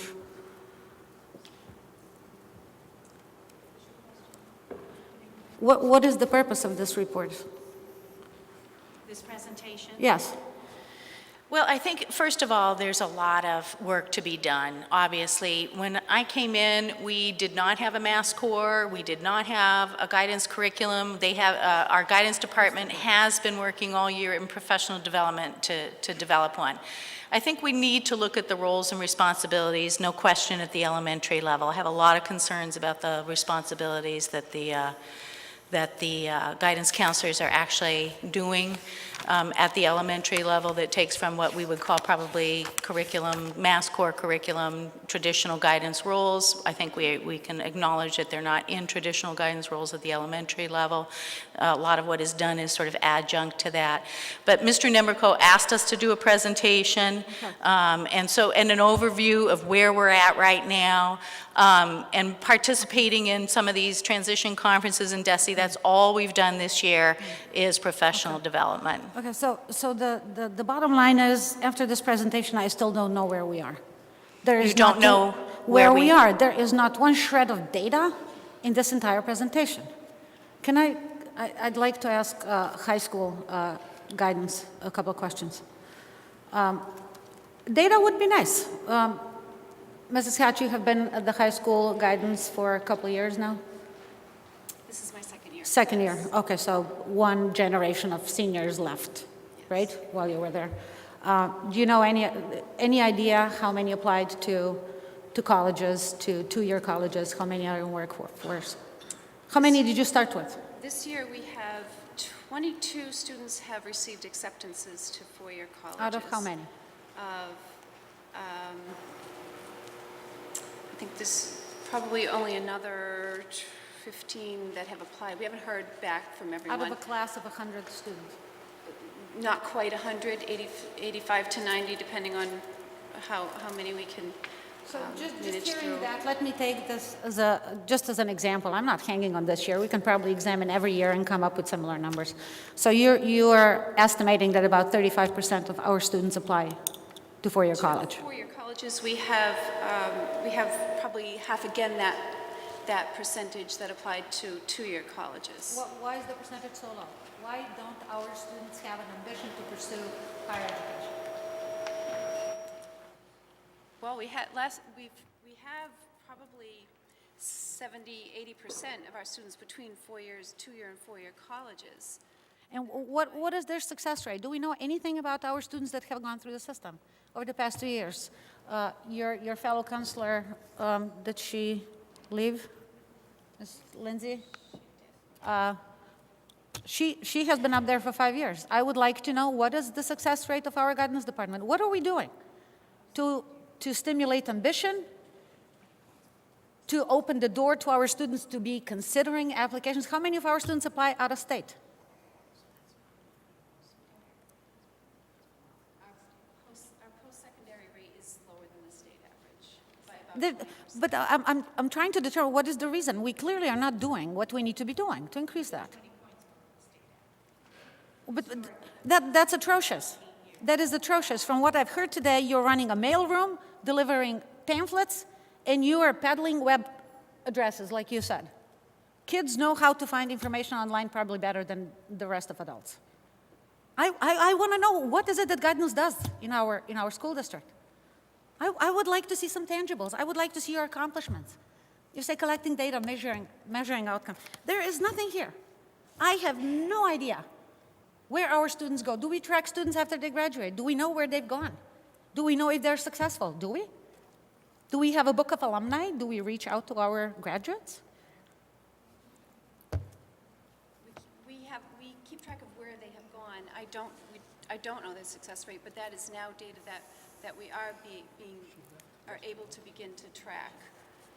But We do keep track of where they've gone. That's part of our school profile. We know where our students have been accepted to and where they've matriculated.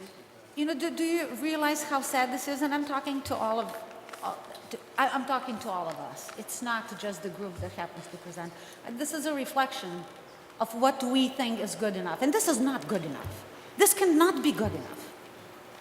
Do you know the top public school in Massachusetts is ranked number 40 in the United States? And that's UMass Amherst. Number 40. There's 39 schools nationally, public schools, that are better than UMass Amherst. How many of our students go to schools that are better than UMass Amherst? And why don't they? This is inexcusable. We are missing an opportunity to open the door, to provide programs, to develop something that is not handing out a pamphlet and pointing students to the right website, but to do what you guys say this should accomplish. And I see no evidence that any of this is being done. And you know, we can go on forever. This is crisscrossed. I'm disappointed. I think you have done yourself disservice with this document. It's telling me nothing. That is giving me a perspective of who our students are, where they go, how we make them successful, what do we do to make them better. And I only hope that this is gonna change. I mean, I have a million questions. What is our 4-year graduation rate? What is our 5-year graduation rate? Do you know? It was 70% last year. What is the state? 85 is the state. So maybe we don't even know that. Increasing completion rate, that was the question. From what to what? What is our ambition? Where do we want to be? Where do we want our students to be? Increasing participation of students in career development. Well, we don't have any career development. We're doing a lot of professional development of staff. That's not getting us any return on investment, clearly. If we can't do better than print pamphlets. I'm really angry. I'm really angry. 7 hours in a day is a long time. What happens in those 7 hours in your lives? And the superintendent should be asking that question, not me. I mean, that's, and I'm convinced that he will. Well, thank you, Madam Chair. I'm all done. Let me just say this. How many times have you had a presentation from the guidance department in the past? We haven't. Never. Yeah. So there's never been any accountability or expectations of accountability. I believe in public presentations. When people present publicly, they can present what they have and what they don't have, and they can work toward this. My whole issue with the school system has been lack of accountability at every single level. And I've been trying to do that. I've been here a little over a year. We've accomplished a great deal. Guidance was something that parents have come and complained about, particularly at the secondary level, on a regular basis. And I do feel that we need to train our staff in order to know what our baselines are. Nobody's been collecting this information. Nobody's been tracking this information. This is something that's... And we do need support from the state, and it doesn't make it right No, that we don't don't have this. This is something that administration and leadership hasn't done in the past. But we're starting from no curriculum whatsoever. You've had principals here for years. There should be graduation rates, dropout rates, what steps you've taken. I'm going to talk about the choice policy here. It's over $1 million spent. What I want to know is the last 7 years, what have people done to address the issue? Nothing. And complain about the people. This is the whole idea. This is why I'm here, is to create a system of accountability. Put leadership in place that will demand that from staff. I can't go over there and spend time with them. Why isn't, when I was superintendent of Brockton, with a low-performing district, we score higher in the state in our programs. And we did this so I had guidance present quarterly to the public as to what they were doing, what the rates were, what steps they were taking. Because if you don't go to college today, all right, simple as that. Exactly. I asked for a presentation with the expectation there would be data here. Okay. It's not my job to tell people what to do. They're all professionals. So I said over here, this is a culture of low expectations. This town is a culture of low expectations. They don't expect much, they don't demand much, and nobody demands anything of you. I mean, we have a high poverty rate, high minority rate, high second. When I go up there, we have the biggest disparity between ELL and special ed in the state. Now, I didn't cause that. And then at the same time, I have the town coming at me for unemployment. If you don't change staff, nothing happens. So I'm going to address the issue of choice. What am I doing proactively with the staff? I heard before we can't get good teachers here. That's a lie.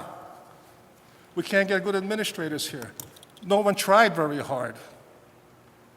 So I'm sorry for getting a little hot. Okay, and I will guarantee that we will, the longitudinal data is very poor. We are consistently 20 to 25 points below the state over the last 10 years. It took me And we will now begin to, with our baseline, with what we're supposed to be doing in terms of tracking college and career readiness, I can guarantee you that we will have data.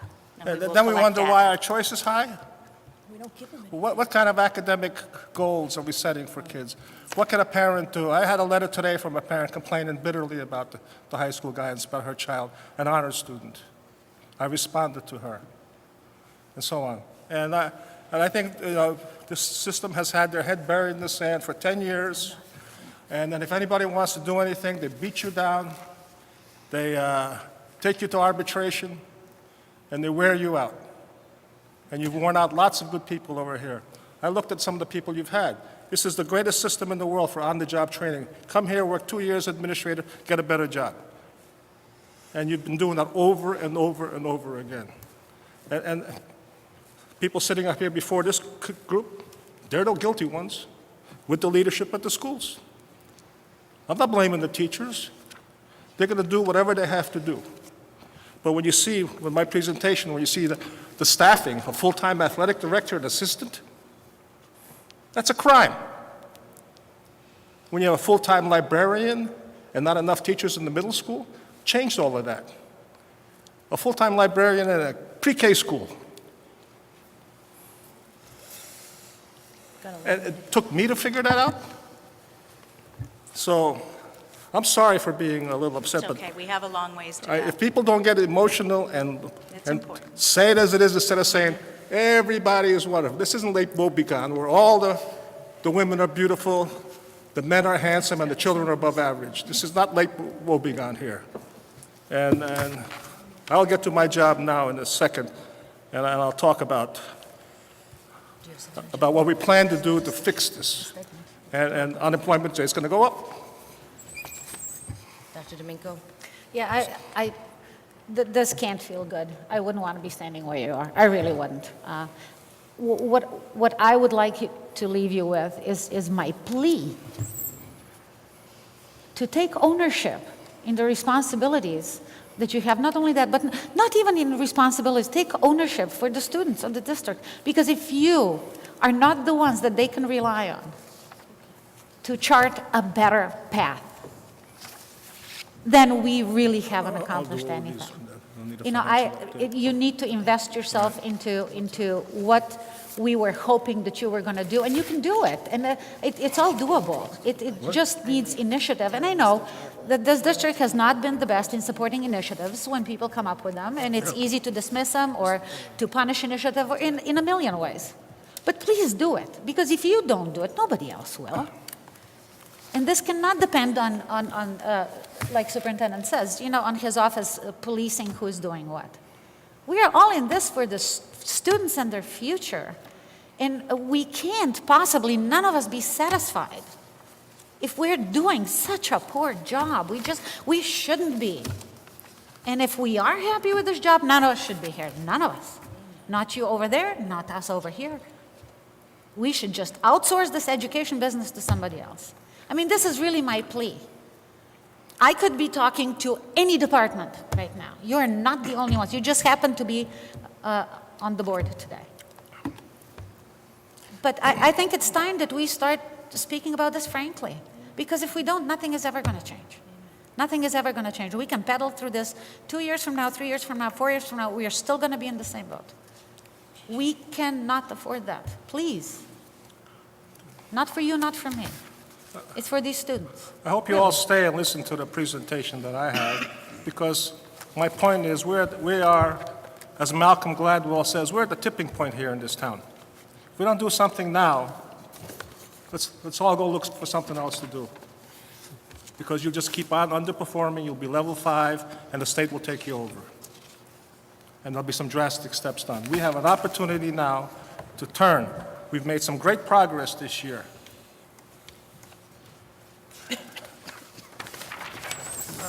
Thank you, Superintendent Neverko. Just a little anecdotal thing. When we were getting ready for this presentation, I asked for job descriptions for the guidance department. The job descriptions I received were from 1971, 1976, and 1981 is the most recent one that I received. Clearly, there's work that needs to be done on the administrative end towards this. But I agree with the superintendent. We have to have an open, honest discussion to move this forward. Because for too long, a lot of these discussions have taken place in the shadows. So I appreciate everybody being here. I know it was rough. I'm sorry about that, but we will take what we've learned tonight and move forward. Thank you. Joe, I'm sorry. Regarding guidance, but I guess everyone's heading out. Mrs. Congdon, I thought you were done. I'm sorry. Nope. I'm sorry. I just wanted to say that this school district is about the kids, and we need to spend time getting to know these children. We need to believe that every kid in this system can go to college and can get an education, and I had a variety of questions like everyone else, but I just want to say that a lot of these kids don't have supportive families at home. When they come to school, that's all they have, and we need to get to know these kids starting in guidance, and we need to believe that each one of these children can go to college. That's all I wanted to say. Thank you. Thank you. Mr. Levo, did you have anything? Okay, thank you. There is no report of the finance director this evening. We will get some information during the budget presentation, and also when there's a vote. We're going to be voting on student activities. We'll discuss it then. We want to get now to the presentation of the proposed FY 2015 fiscal year budget. Superintendent Neverko? I've been sick for 2 weeks, so if I cough, I have my so on. Now, the budget that I'm presenting is the superintendent's proposed budget, and this is basically a needs-based budget. This doesn't reflect what the town has said we can afford to give you or not afford to give you. It's what I feel with the administrative staff that we have in order to have this district grow, be successful, and get out of level 4. That's the goal. Last spring, when I came here, May 24th actually, I sent out a little flyer to all of the parents in the school district. And I basically said they're Southbridge parents and community members. We're all aware that Southbridge Public Schools have experienced and endured a great deal of turnover, turmoil, and loss of faith in our educational system over the past several years. Changes in leadership and increasing demand of the state have made positive systemic change and significant improvement difficult. However, despite a lack of strong, consistent leadership and all of the negative publicity in the past, we have trudged on as a community, knowing that the most important things in education is our students. Now more than ever, we need to come together and support our students, staff, and administration as we begin to repair a system that has the potential of becoming a source of pride for the entire community. I wrote that, sent it out to the people, and said, here's what I'm going to do. And we accomplished most of those things within the budget that we have.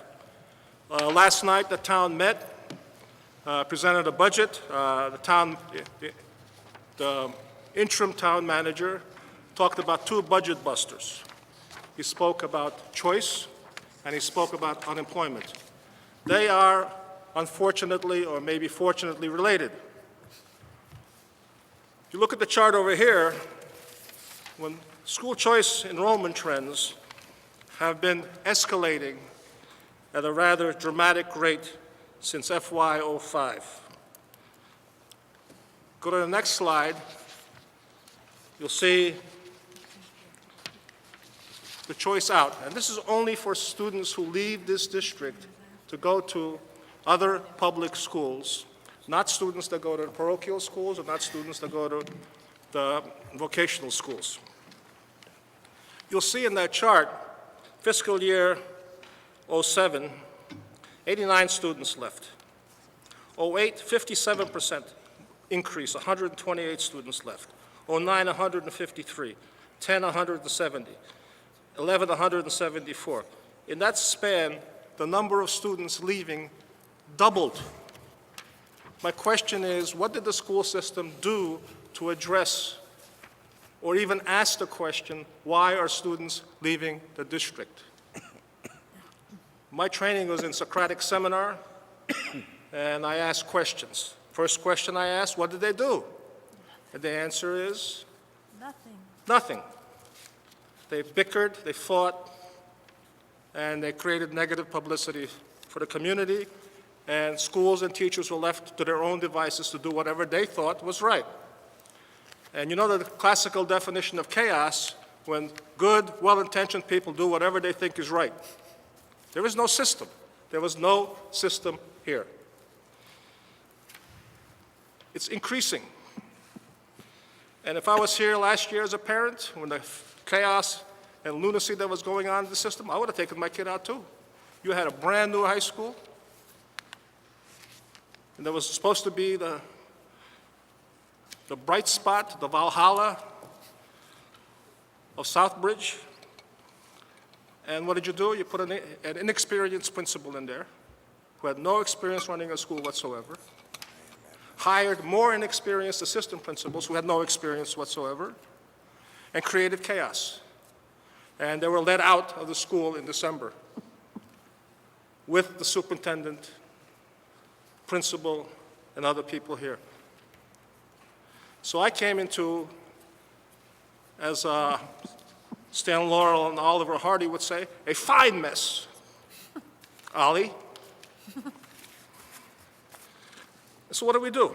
So first thing we did was examine the problems. And clearly, there were staff members and programs that were ineffective.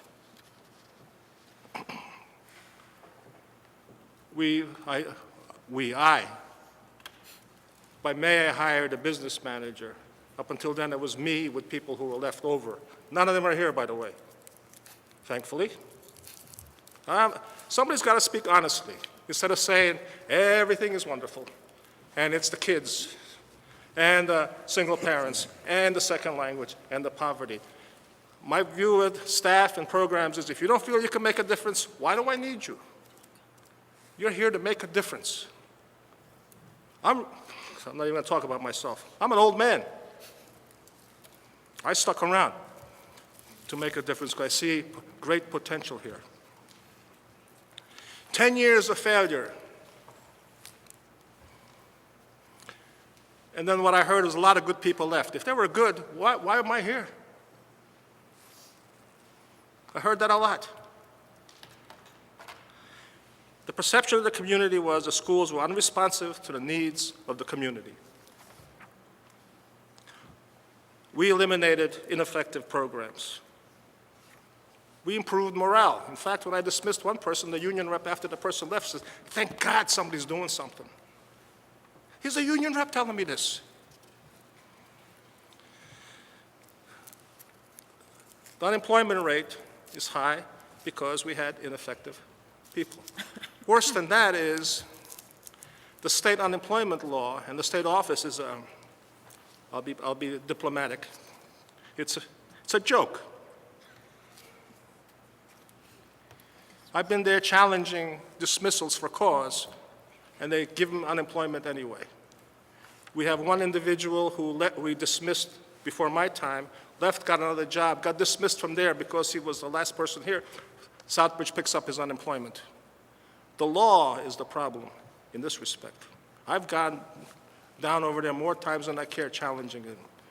And then when I dismiss somebody, the union comes to me and says, well, if you let him resign and don't challenge it, we won't take you to arbitration. Because they can tie me up, and they are tying me up. So that's one of the issues that nobody wants to talk about. You can wear a superintendent and staff out by dragging it out. The state gives you multiple bites at the apple. You can go to MCAD, you can go to arbitration, and then for the union, it's free. So I have to make a decision.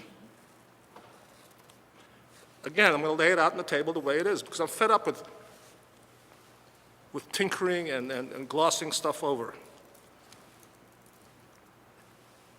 The Southbridge standard is the lowest performing employee. That's our standard, folks. Is our lowest performing employee is the Southbridge standard. And it's pretty damn low. I had one individual calling in sick from overseas. I have another person that I have out now that's been absent 300 days in 7 years. I didn't do this. People, so on. So improving morale, and this is one of the things I heard somebody say to me, well, you know, the morale is pretty low at the middle high school. Low morale is something you threaten people with when you're not getting your way, is Buzz Nemberko's definition. When I look at staffing, I asked first, what's the staffing formula here? Well, who yells the loudest and makes the most noise? Like I said before, you had a brand new middle school without enough teachers, without a middle school concept, and then you had in other places, you had a full-time athletic director and assistant. Unheard of for a district this size. It's being done on a stipend now. You had staffing at the preschool. That was the richest I've ever seen. So I moved them. Some people didn't come back. They went and got unemployment. So when I sit here and look at this unemployment, this thing here, we are addressing the issue. I asked, why do kids leave? Why do parents vote with their feet? It's not kids I'm talking about, it's parents. We're losing good parents. The parents who can make a difference, who will be involved with things.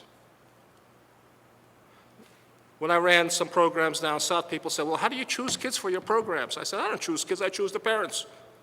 You choose good parents, the kids will do it. So when I look at choice, I look at a picture that has been going on for years here, and no one's done a thing about it.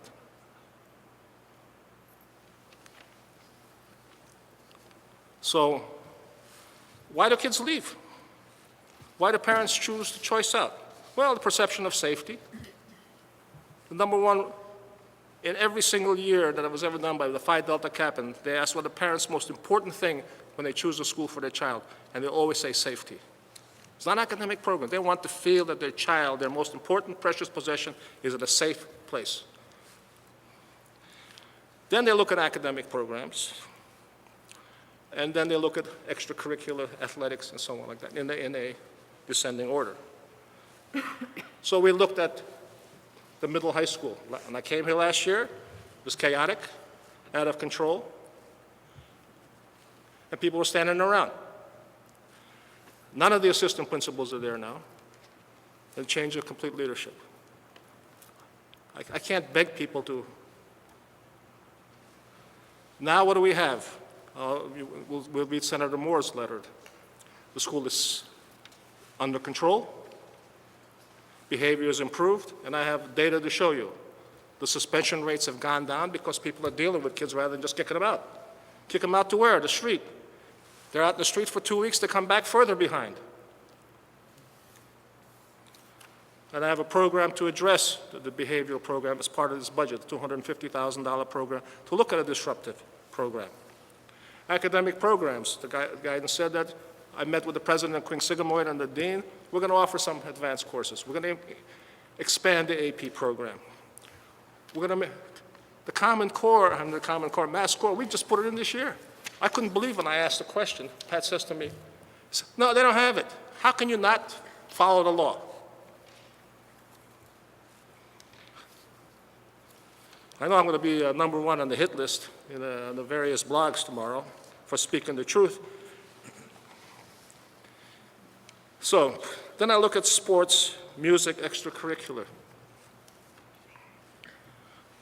We had 10 kids in the baseball team last year.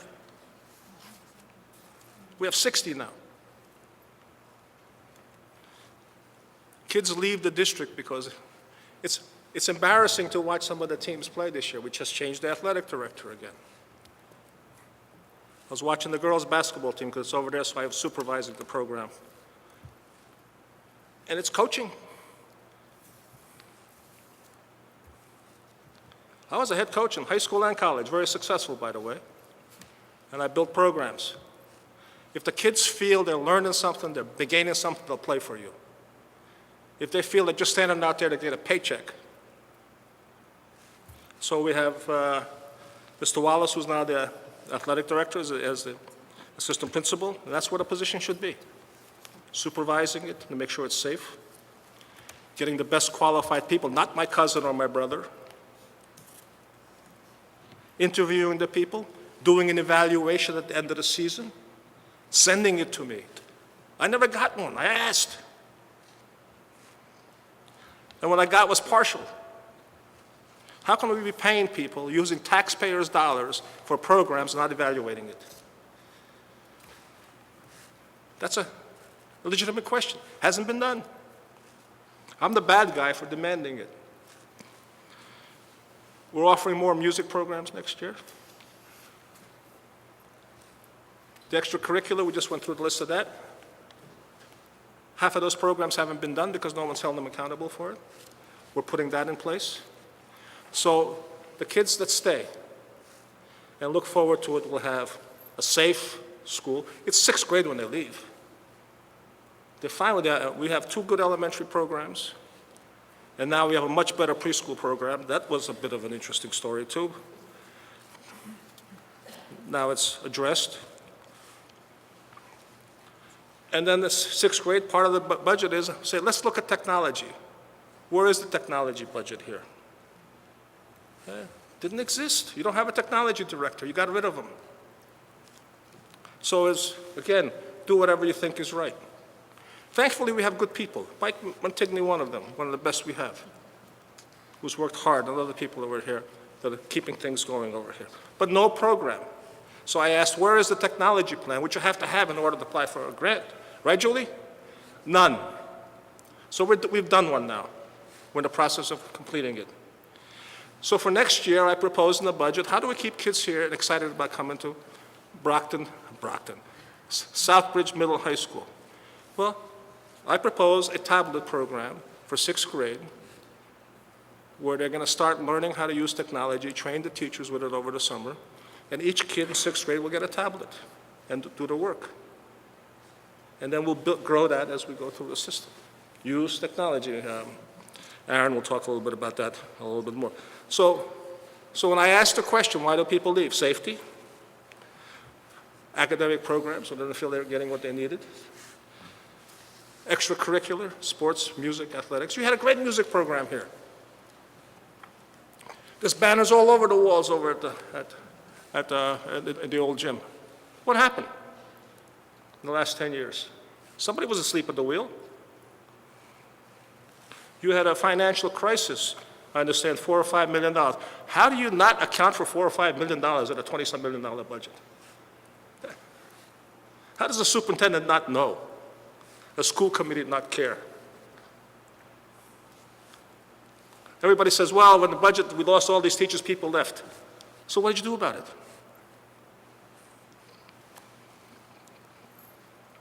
So we're addressing it. So when you start looking at this thing over here, For example, the changes made in 2013-24. I want to say that this school committee behind me, and I've worked for 40 years in this capacity in different districts, is the strongest, most caring, unified school committee I've seen. They care about the kid and the kid's performance, every one of them, and they have the kids in the schools. They support what I'm trying to do with the staff in the schools 100%, and we will move forward. And I'll start here. Extend the preschool program from 4 days to 5. When I came here, that was laughable. I asked the question, why is the preschool program only 4 days, not 5? It's a national movement to provide preschool to everybody, right? Obama, everybody, right? Okay? They said we couldn't figure out how to do the schedule for free periods. I said, what? That was the answer I got. And that was okay to provide 4 days, and then the teachers had the 5th day they didn't have anything. I was incredulous. You mean to say you couldn't figure out the duty schedule, so you didn't have it? So I got a couple of people together, we figured, Brian, how long would it take? Half an hour we figured it out? Yeah, an hour we did it. So now we have 5-day preschool to the most needy population in the community. And the enrollment has gone up consistently in the last few months for that. This past summer, we offered extensive summer programs. Summer school, MCAS preps, SPED programs for life skills. There's a whole list of them over here. Title I, and so on. Again, instructional resource people. A lot of good teachers. Left to their own devices again. How do you coordinate instruction? Well, we had one school with 2 instructional resource people, another school with none. And none at the middle high school. Now, that makes no sense to me. So now we have instructional resource people at each site. What do? They support the principal, they support the teachers, they model for them, they provide curriculum support, they gather data for them, all of the things that creates an effective classroom environment. Those are the things we're looking at. When we look at staffing changes district-wide, well, like I said before, well, we can't get good teachers here. Well, yeah, you couldn't because you didn't have a contract. I took over the budget, found enough money so we have a contract. Now we are in the middle of the region. Before we were at the bottom, absolute bottom as far. Why would you want to come to work here? You can always get first-year teachers. And people who couldn't get jobs anywhere else. If you want to have a good school system, you have to have good teachers. You have to recruit them, reward them, and retain them. You could recruit them here, you couldn't reward them, and you couldn't retain them here. Your churn rate here, you've 300 or 400 teachers in the last 5 years. Additional changes. Well, when I moved the staff, we created a true middle school. We'll review how well that's working. With 2 integrated teams, they teach 4, they have a common planning period, and have their own personal planning period. Class sizes are appropriate. I looked at the PE program. Brand new, beautiful gym. Kids are walking around there with shoes. No uniforms. Now they have sneakers. We've addressed that issue. They're not hanging off things. And it's a wellness program to promote health, wellness, and physical education. Now you walk in there, kids are where they're supposed to be. First time I came around, I couldn't find the teachers. Took some interesting opportunities I had with them. Ms. Gardner and I had a few meetings and had to meet our discipline. Everything I tried was like, people said all kinds of things, but nothing ever happened to anybody around here. Well, 30 days without pay changed some attitudes. And that was what I had to do. I asked. And people said, yeah, it's being done, don't worry about it. I worried, because I didn't want to end up as in a lawsuit where someone wasn't paying attention, some child got badly injured, and it's my fault. And the last thing I'm ever going to do is stand up before a group of parents or go to a parent and say, I'm sorry what happened to your child, and I wasn't tough enough to do what I was supposed to do. I couldn't hold people accountable. Buzz never saying that. Middle high school administration, I said that already. We changed everybody. Now it's 100% better. I welcome you to come and visit. Come and visit. See a school that's orderly. Kids are in their classroom. There's nobody running around the halls. They're in their classroom. We're working on the classroom behavior. That's the next thing. That's hard, what happens in the classroom. Many of the teachers are doing what they're supposed to do. There's a few still sit back over there saying, you can't do nothing to me. I've been here a long time. We'll grieve you. I get lots of them. We talked about PBIS, the RTI. We're working with the behavior. That leads me to what I'm talking about, a discipline program that I'm proposing to be held at Cole Avenue, starting this fall, middle school and high school. Private company who has a record in 30-some states of being very successful, and they're also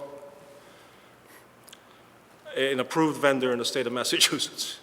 Last year there was a plan to do something like that at Cole Avenue. Never materialized because people didn't realize that you had to apply and get approval from the state. Fell apart. Trends in student suspension. Assistant principals are here, acting principals are here. Before, we just kicked them out in the street. We're still kicking them out in the street. We have to address that. 63% decrease 9th grade suspensions from last year. 36% decrease 10th grade. 36% decrease 11th grade. An increase in 12th grade because we're holding them accountable. And plus, the number is small. It's working. Here's data to show you. MCAS scores, they were ridiculous last year. And why? Well, administration of the test last year was a fiasco, for lack of a better term, in the middle high school. It didn't seem anybody was responsible for getting it out. Thankfully, we had a couple staff members step up and did the best job they could under the circumstances. Kids, this year, I guarantee you the scores will go up. Why? Because we paid attention to the test. There was a school in Kansas a number of years ago when they instituted statewide testing. Their scores went up every year. And school districts started recognizing that and said, what are they doing different? Increasing performance, teachers are doing a great job and everything. So they went and visited. You know what they did? They made the test important for the kids. And they made the teachers say, it's important to me that you do well. What did they do? They said to the kids, we'll let you bring food in. If you want to sit in a different seat, go ahead and sit in a different seat. Be as comfortable as you can be so you can perform well. That's all they did. They shut the lights off in some rooms, so because it's known fact, that fluorescent lights can exacerbate all these things. They let the kid sit in the warmer areas, sit on the floor, and so the kids said, "This must be important to them if they're letting me break the rules." That's what we're doing now. We're providing a breakfast for them. We had an MCAS pep rally. This is important for you to do well. We have teachers walking around and monitoring the test. Before, they were sitting there because nobody said anything to them. They didn't know any better. I asked, what kind of preparation did you have for the MCAS? Didn't have any. We have MCAS preparation programs. Everything is being monitored carefully.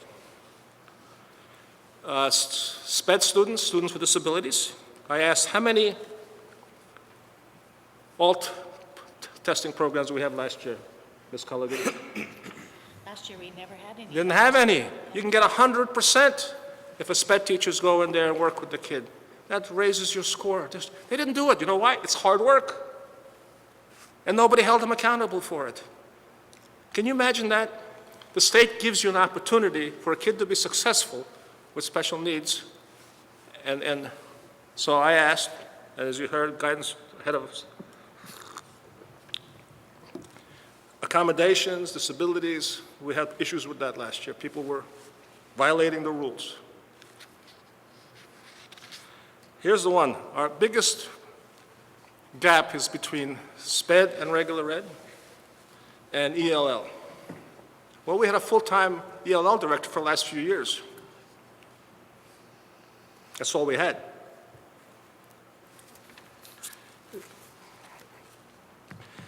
We didn't provide Spanish-speaking kids with a Spanish-English dictionary. Can you imagine that? They're allowed to have that when they take the test. So Aaron's been running around getting all of those so we can provide that. When a survey was conducted, MCAS test preparation of English language learners was found that the district in the past had not adequately provided word-to-word Spanish-English dictionaries. The district quickly acquired the necessary numbers, and so on. We have now a highly competent ELL coordinator who had applied for the job the year before, didn't get it. He was ready to leave the district. And we hired someone who was less competent, who's no longer here. Full-time. So those are the kinds of things that you find out after you start looking. Like I said before, MCAS, we will be successful, much more successful than last year because we care. We prepared the students, we prepared the teachers, we're providing supports for them. That's what it takes.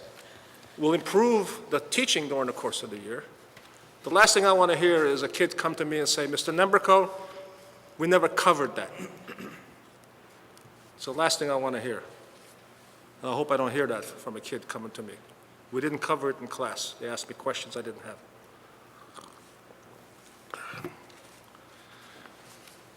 Next thing is Senator Moore came and visited the school on Friday with his staff member. And you can read this. It says, schools have much to be proud about. And the middle high school is clearly a tremendous asset to the community. He visited, met with members of the administration, the team. And I had the town councilors one meeting a couple months ago saying, the school's marked up with graffiti. I said, have you been there yet? They said, no, we heard it was. The one area that functioned well when I got here was facilities maintenance. The schools are clean, they're well maintained. In fact, this is some of the best I've seen anywhere I've been. Usually the first thing I have to do is deal with custodial staff. Not here. Senator Moore said that. The food was good. Then he had a discussion with the student council members, and he was very enlightened, and they basically spoke about the same thing I said. They expressed concern with the frequent turnover of the principals, the quality of substitute teachers, and the need to strengthen the guidance department. The need for more encouragement of students by faculty and other issues. Again, low expectation. They want more encouragement. You can do this. You can be successful instead of saying, you come from a single parent family, you come from this project over here. You know, I've heard that from adults. And that's sickening. Like I said before, if you don't believe you can make a difference, find something else to do. Make yourself happier somewhere else. Don't be miserable on our dime. He wants to come back. And as he says over here, he met and so on. He's impressed with the progress the administration has made over here. So am I. A lot of people have worked really, really hard. And I, like I said, it's time someone spoke frankly about issues around here rather than gloss. Everybody's wonderful. Everybody. The school committee chair and a few members went to hear Jeffrey Canada last week in Worcester. And Jeffrey Canada, as you know, most of you know, is world famous for turning around a section of Harlem, the Harlem Children's Zone. And what did he do? He said it like it was. And Lauren sent me the minutes, some notes she took from the meeting. And one of the things he said was the high school he went to 40-some years ago is still failing. Think about that. But he didn't fail. He set up this children's zone, set up programs, he brought kids in. And his number one route there was every kid goes to college, gets a college-ready curriculum. Not you're going to be this or that because someone decides your probable destiny based upon your socioeconomic status or your race or so on. And the other thing he said was, you can't criticize teachers or schools, because if you do, they'll tell you that you're against teachers. He said, well, I had a lousy haircut, and I went and told everybody that was a lousy barber. So I carried that one step further. I said, man, when I get a bad meal, I tell people don't go to that restaurant. It's ludicrous when you stand over there and say, everybody's wonderful. We have some very good people here. We're going to keep them and reward them. We have some not so good people. We're not going to keep them. We're not going to reward them. Best of our abilities. My motto is short-term discomfort for long-term gain. And one of the issues I see when you keep hiring unexperienced people to be principal, and they get their on-the-job training over here, they're reluctant to pull the trigger on anybody because, well, I think he has a family, he has some kids, and so on. They're not trained to evaluate or to make tough decisions because they were a classroom teacher before. They're not trained. This is why I've been hiring experienced people. And as we're recruiting now, I want experienced people to do that because they can make the hard decisions. It's a lot easier to feel good and suffer long-term discomfort because you were unwilling to make the hard decision at the time. So, they call me buzzsaw, I understand. I take that as a compliment. Special ed, well, let me go with the ELL program. We're changing that. We're addressing the needs of our ELL students. We can't just ignore the fact. You'll see somewhere down the line. We'll get to it later, okay. We'll get special ed first. Colleen has been in charge since she came. She's a veteran member of the administration here. She came in November last year, 2 months before I did. So she's a senior member of this, so we have to defer to her. But she inherited what I would consider the most dysfunctional special ed department in the Commonwealth. By far, you had a person in charge who didn't care. And I don't mind saying this publicly because slander is when you say lies. This is the truth. He had a program that I inherited, and the business manager was allowing it to go on, a bus for 3 kids that was costing $540 a day. Over $100,000 a year for transport. For 3 kids? What did I do? I like cars. I'm a car guy. Grew up in a gas station in a garage in New Jersey. So I said, wait a minute. So I went to the company that was had a pretty good deal with us, AA Transportation. I said, you got a couple old vans you can sell us? So they sold me 2 old vans for $10,000. Mind you, the paras and the tutors running this program had to have a license to drive. So now we have 2 vans that paid $10,000 for and saved $70,000 like that. Nobody picked it up. Now, when you look at administrative changes, we made a lot of administrative changes. We put the school adjustment counselors in, we increased the school psychologists, we developed disruptive students program. But more importantly, if you go to the third one, 73% of the IEPs in this school system were either expired or not current on April 18, 2013. That's against the law. In 1 year, she's been able to bring that percentage down to 12.5. Now we have current IEPs. Parents would take us to hearing, they would win, and the kid would go out of district, and it would cost us $50,000, $60,000 for day placement. 38% of the high school students that have a signed age of majority notification. 0 now, everybody's done it. Assessments were done. Transition plans have been accomplished. A lot more needs to be done, by no stretch of the imagination, and so on. And then we changed staff, and I got beat up for putting staff on administrative leave. I'm not sorry I did that. So we got different people in, new administrators in. And again, at the high school level, we have a guy with a PhD in psychology running the program, Dr. Luciano, who's now full-time. There's people out there, if you look. You got to look. Next slide about what does it cost to send a student out of district. Right now, 25% of our students are labeled special needs. That's ridiculous. That has to be reduced. We spent $2.227 million out of district for a district this size. If you see that arrow, I'm proposing $250,000 for a proposed alternative education program to take care of 25 kids at less than $10,000 a student. That's one kid in a residential placement with transportation. And what will it do? It'll make the high school and middle school a whole lot more peaceful. Because no matter what we do, there's going to be a couple knuckleheads. Just fact of life. You know, they're going to find ways of amusing themselves at the expense of us.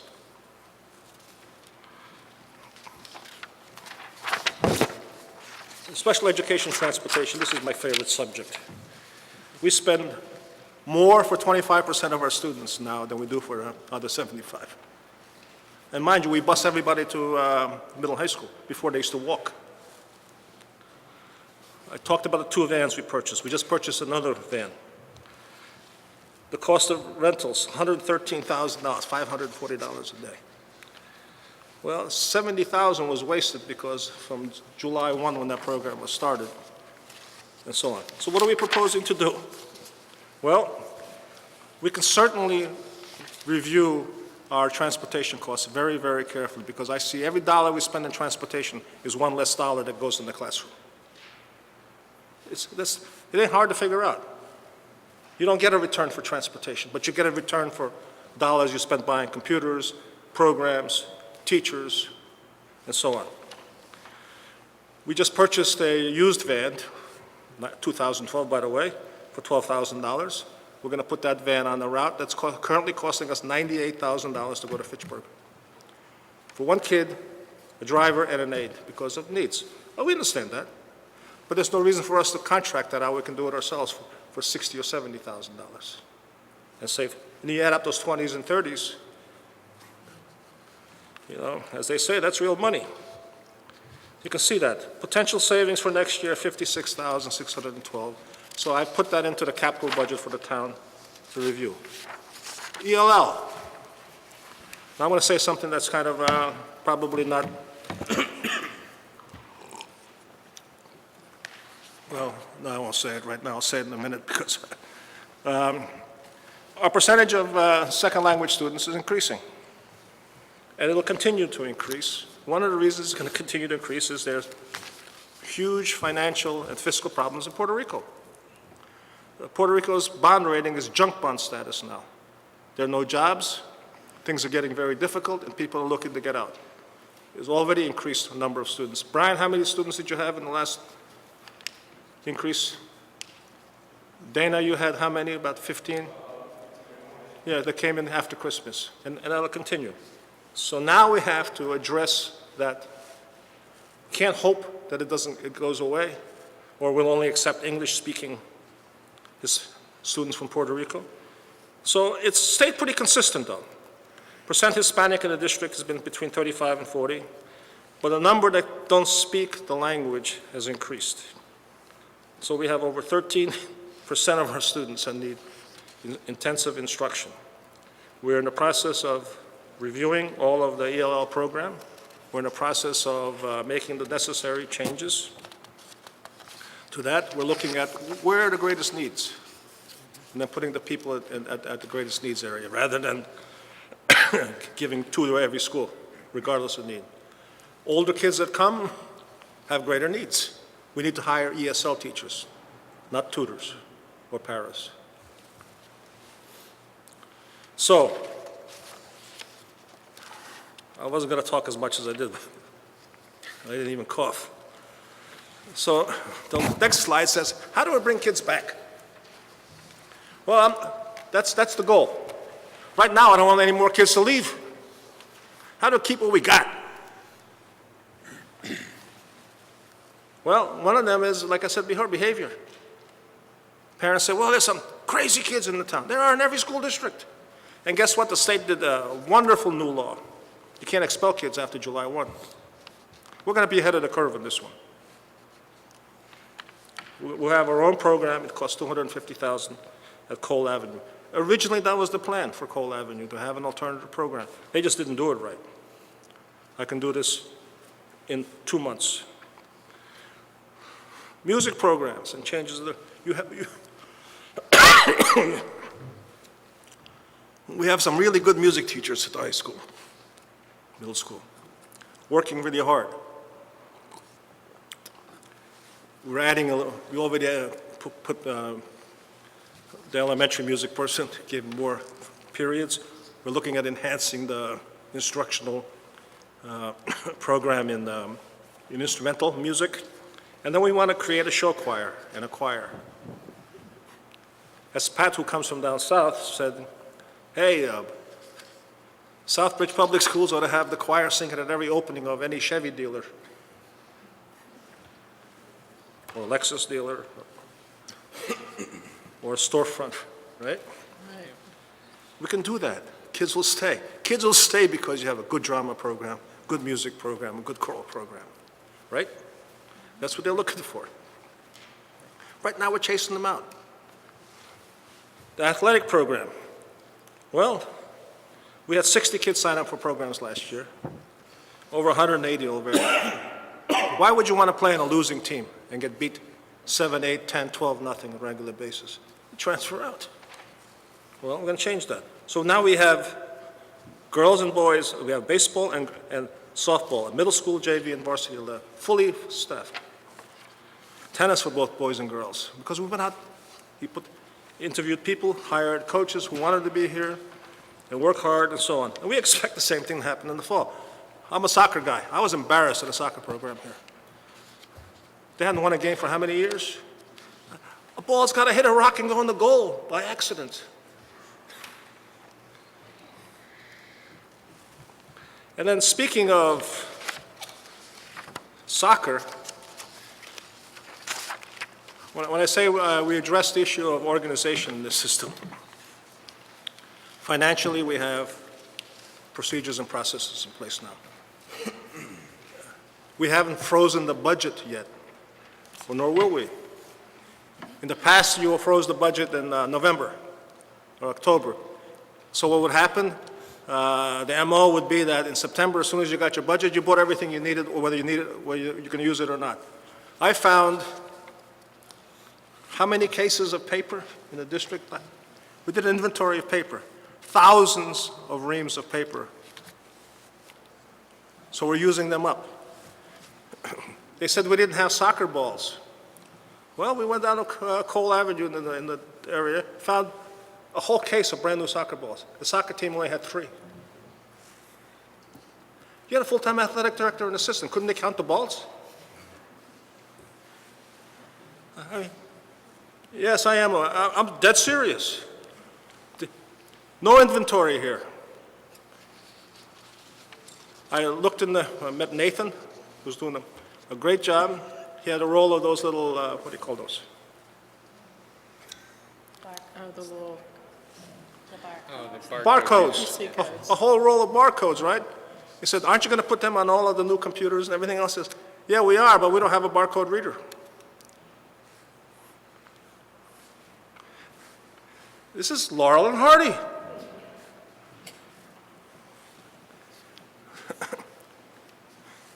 Those are the kinds of things I'm talking about. That it doesn't take someone like me to do this. It's just common sense and paying attention to detail. Now, I think I've addressed sufficiently the budget busters. And I wrote down here memory lapses. There seems to be selective memory loss in this town by people. all of a sudden assume, well, number code is doing this, or Pat is this or that, and so on. We've been failing for a long time, folks. And all we're trying to do is get us out of that crab bucket. And so when anybody says anything to you is, look how much we moved forward. You don't see negative things in the paper all of the time anymore. And as the chair said, first 6 months I was here, crisis management. We stabilize the school system now. Now we have to transform it. And that's hard work. Machiavelli once said, the most dangerous task a leader can undertake is try to change the order of things. I take the prince and with due apologies to Niccolo Machiavelli. So the budget. I wanted to tell the story so people could hear it in clear words. We had a crisis. We dealt with it. We fixed the finances. We have monthly reports now. We were able to save enough money so we could have a contract that made sense, that was accepted. So teachers got a raise. And now the town is saying to us, we only want to give you 2%. Well, the Chapter 70 gave the town 3%. So I'm curious as to what happened to the 1%. They also keep Medicaid reimbursement money we don't get, that we generate, to the tune of a couple $100,000 a year. So the system in place in this community was, whatever the town appropriated to you, you made sure you cut your budget to do that. Not what you needed. That's why you have choice that's going to keep going like this. So this is the tipping point. If the town doesn't invest in their school system, they will have now tipped it to the point where more people leave. The system gets poorer. The system gets more second language. The system becomes more special ed, and you will fail. Education in this country, folks, is by zip code. All right? 01550 ain't exactly the place you want to be right now, but it will be. It will be. The town has to invest in their schools. I recognize the financial issues. I've been doing this for a long time. 6%, 6.7 is what I'm asking for. I can live with a little less, but not with 2. With 2, might as well go home and say, nice try, Buzz. Okay? So, the school committee is in full support of this. And so, as the town manager said, they're also going to charge us for choice and unemployment in our Schedule 19. Well, he has the authority to do that. The state allows you to do that. But then I say to myself, why are we taking all of the capital costs here? We could take that out. And I have. We want to buy new computers and tablets for the 6th grade team? It's $50,000. You can't just buy computers once and programs. Once it keeps changing, you have to constantly invest in technology. We have that. I'm proposing to the school committee $26,282,197. Now, the federal government has reduced race to the top dollars and many grants, so we have to absorb that if we want to do that. So it's a constant pressure. I saw in their budget they gave themselves 4%. We have a school committee that's very obviously committed to the fact of improving. They're the town residents, they're the taxpayers, they're the ones with the connections. They'll have to go out and work hard, and I will go with them and address any group in the system that wants to hear the story that we're talking about. We have made tremendous progress in 1 year. I'm proud of that. You don't hear people saying that the school is out of control or there's kids doing this. Come visit. People are showing up for work every day. That didn't always happen here before. you had the quote, special people over here that were the untouchables. I made a speech to this entire faculty earlier in the year. It's like, well, I touched everybody. There are no more untouchables. There were people with special privileges here, individual contracts. But all that is gone. I keep finding out, every time I peel that onion back, I find something else. So, I will close with that. The fact that the needs budget is this. The school committee will have an opportunity to review all of this and say, and meet with the town and say, well, you know, they only have this, they want to propose this, and so on. And my view is that the tipping point is now. Either we invest in the school system and bring it to where we are, and we're committed to being here and doing this. And if they say the best we can do is 2%,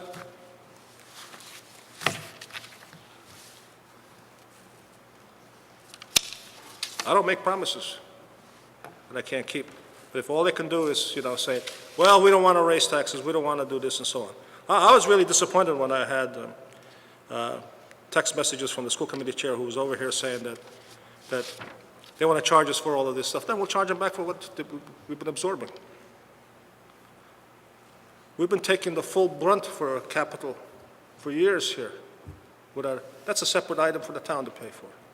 I've been doing this for too many years. We can negotiate. Plus, there is an agreement. I checked on that last year when I was concerned about Schedule 19.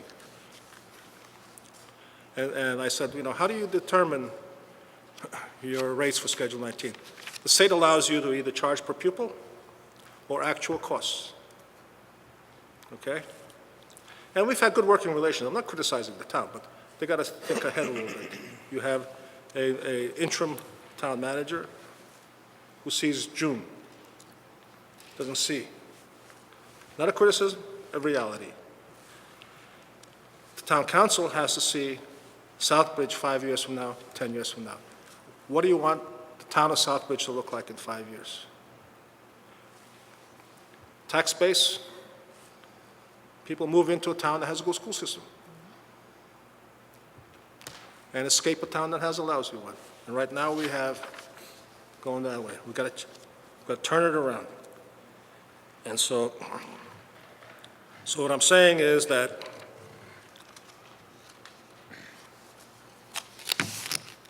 those two things are budget busters, but choice and unemployment are related. I can't go to the town and say unemployment will go down, because it'll go up. I guarantee you. Okay? You can't make an omelet without breaking a couple eggs.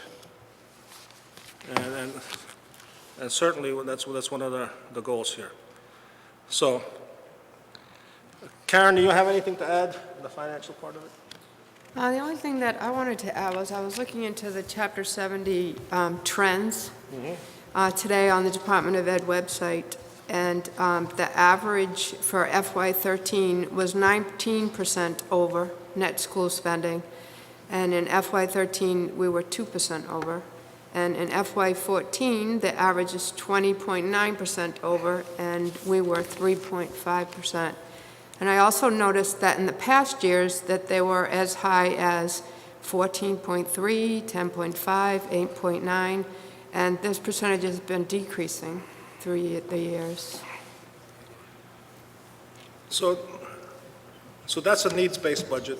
Now, the next budget will be the school committee will review this and then accept whatever they want with changes, and then take a school committee adopted budget, and that'll go to the town. And then it'll be negotiated here.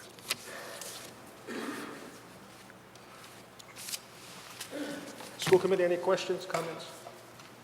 Do you want to discuss? Go ahead. Dr. Domingo. Thank you, Madam Chair. I have a compliance question. It probably goes to the business office more than anything. The net school spending requirement for next year, based on our enrollment projection of 2,400 students, is $26,907,000. You know, that's probably something we're going to have to address with the town as well. If that is an enrollment that's going to hold, then even the proposed budget is not going to satisfy the minimum net school spending requirement for next year. I just spoke to Karen Harnoy on that today, and she gave me, I can give you copies, of how they present that they're meeting net school spending. I have their worksheet here. And also, so from what their worksheet, they're indicating that they're over on the net school spending by $841,297. Their contribution alone or a total? No, for FY15, the total budget that they're presenting, let's see, the net, Chapter 78 is $19,119,369, okay? And then we have the total budget of $25,123,485. This is what the town is presenting, with a net of the net is. Go ahead. So what is their net minimum contribution? They're indicating that the net was $6,004,116, but then they're also adding in the qualifying cost into the net school spending. So that with the total, with their town budget of $25,123,485, plus their qualifying costs of net school spending, it brings the total to $30,196,097. And they're eligible to subtract out the transportation, non-eligible, bringing them to $27,749,186, which is over the net school spending by $841,297. And I have the worksheet on how the town indicated. That needs to be reviewed, yeah. I have no question that they are including all the cost line items that are eligible for the minimum net contribution, but their required net contribution is $7.7 million Yeah, from that's, town alone. I Okay. got it from them on how Okay. they're indicating they're Okay. meeting net school spending. And I did get the details on how they have their worksheet, which I can give to you. And that's why I got that near the end of the day today, and that's why I wanted to go in and see what the trends were. No, well, which is probably fine, because then if we add our Chapter 70 allocation that we have received from the state, which is 19 million and something, we will be over the minimal net school spending requirement, so that should be okay. So the budget that we saw today and is presented does not necessarily include all the town contributions as well. And so we will be over what we need to be. That's my only question, Madam Chair. Thank you.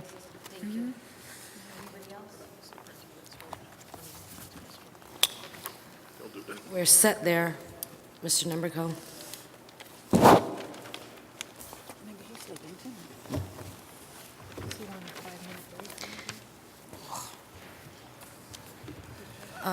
Does anybody want to recess before we continue? This is a lengthy agenda tonight. Anybody here want to recess? Yes, I want to go home. I know, but you can't. Can we take a 5-minute recess? Yeah. Okay, we're going to recess until 9:35, so it's going to be about 8 minutes. Thank you.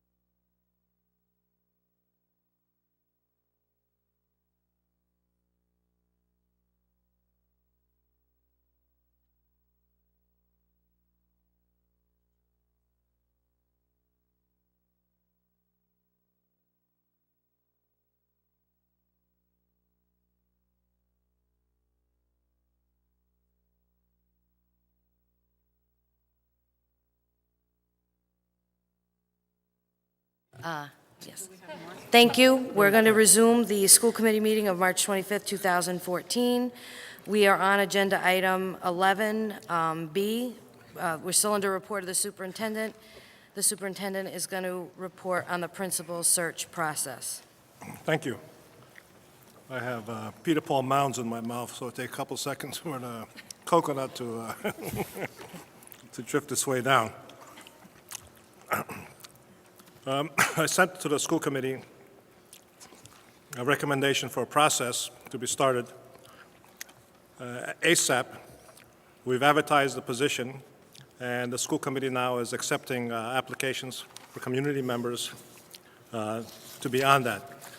What we've done is created 3 search committees, one for Eastford Road, one for the 2 elementary schools, and then one for the Southbridge Middle High School. And on those, I've asked for one administrator to be the facilitator, an instructional resource person, a staff member, 2 staff members, a school committee member, and parent or community member for Eastford Road. At elementaries, 2 school committee members, 1 parent or community member, and members of the faculty that'll be working there. And then at the middle high school, 2 of each, 2 parents, 2 committee members, and faculty members from the middle school and the high school, and then an administrator to be the facilitator for this. The ads have gone out, and what we're doing now in the next week is to form the committees. The committees will meet at the various, well, obviously Cole Avenue. I will meet with them to give them their charge, and my expectation is that they do the initial review of all applicants, and after initial review, they would make a recommendation of 3 finalists to me. My responsibility by statute is to, as Chief Executive Officer, is to appoint principals. I've already reviewed very briefly. A number of applicants have come in, and I can say that there are a number of applicants who have experience as principal or assistant principal applying for the job. Yeah. And I'm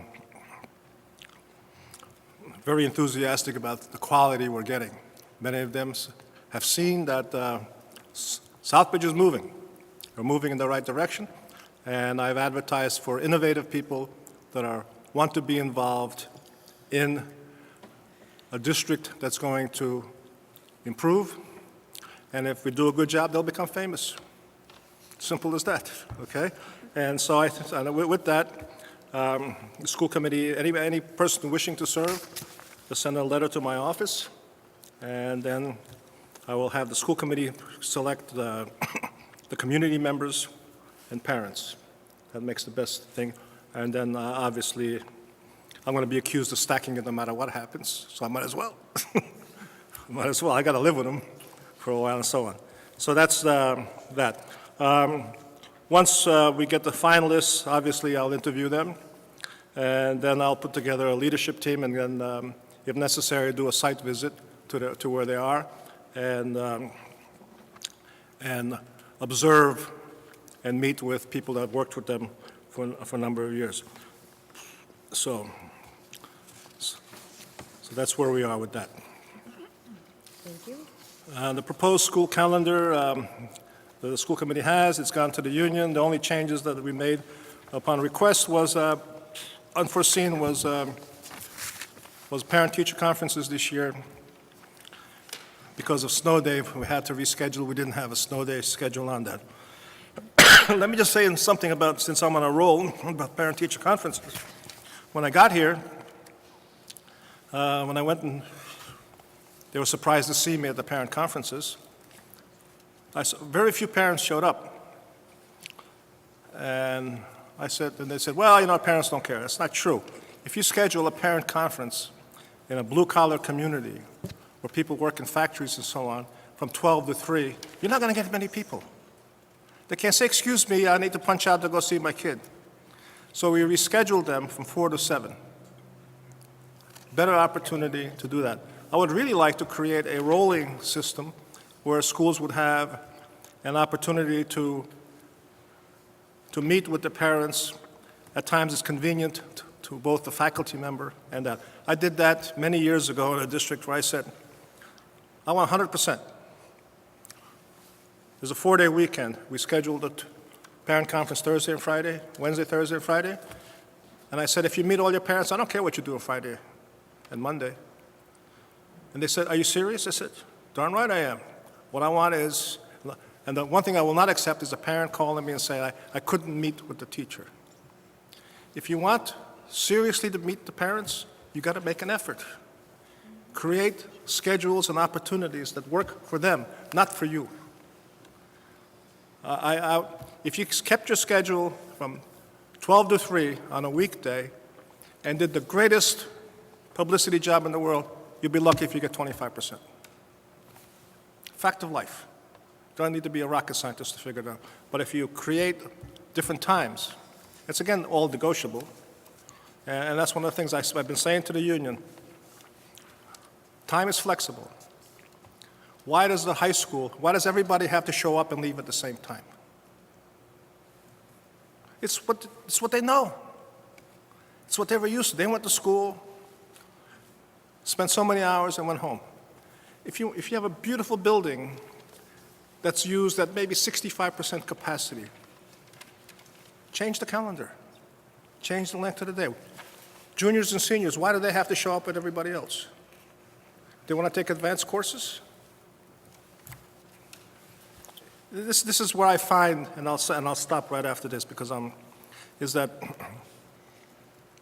one of the biggest issues I see in American life and education is we talk about how different kids are, how many different talents they have, different abilities, et cetera. They're all unique, right? And we treat them all the same. You come to school age 5, and you got to fit this little box. We go to school from 9 to 3. Agrarian calendar, September to June. An organization that's based upon the factory system, specialization. A political system that's based on Machiavelli. Okay? And then they say, well, we want to educate you and be successful in the information age and high tech. But the system is set up to ensure that the kids fail. The top 25% with supportive parents will be successful no matter what you do. It's the other group that we're. And so nobody wants to talk about calendars, the days. So how can we reorganize that to make it better? We could create more efficiencies. You wouldn't have to build all these new schools if you kept the schools open for 11 months a year. Staggered attendance. I did that down south, year-round schools, different hours.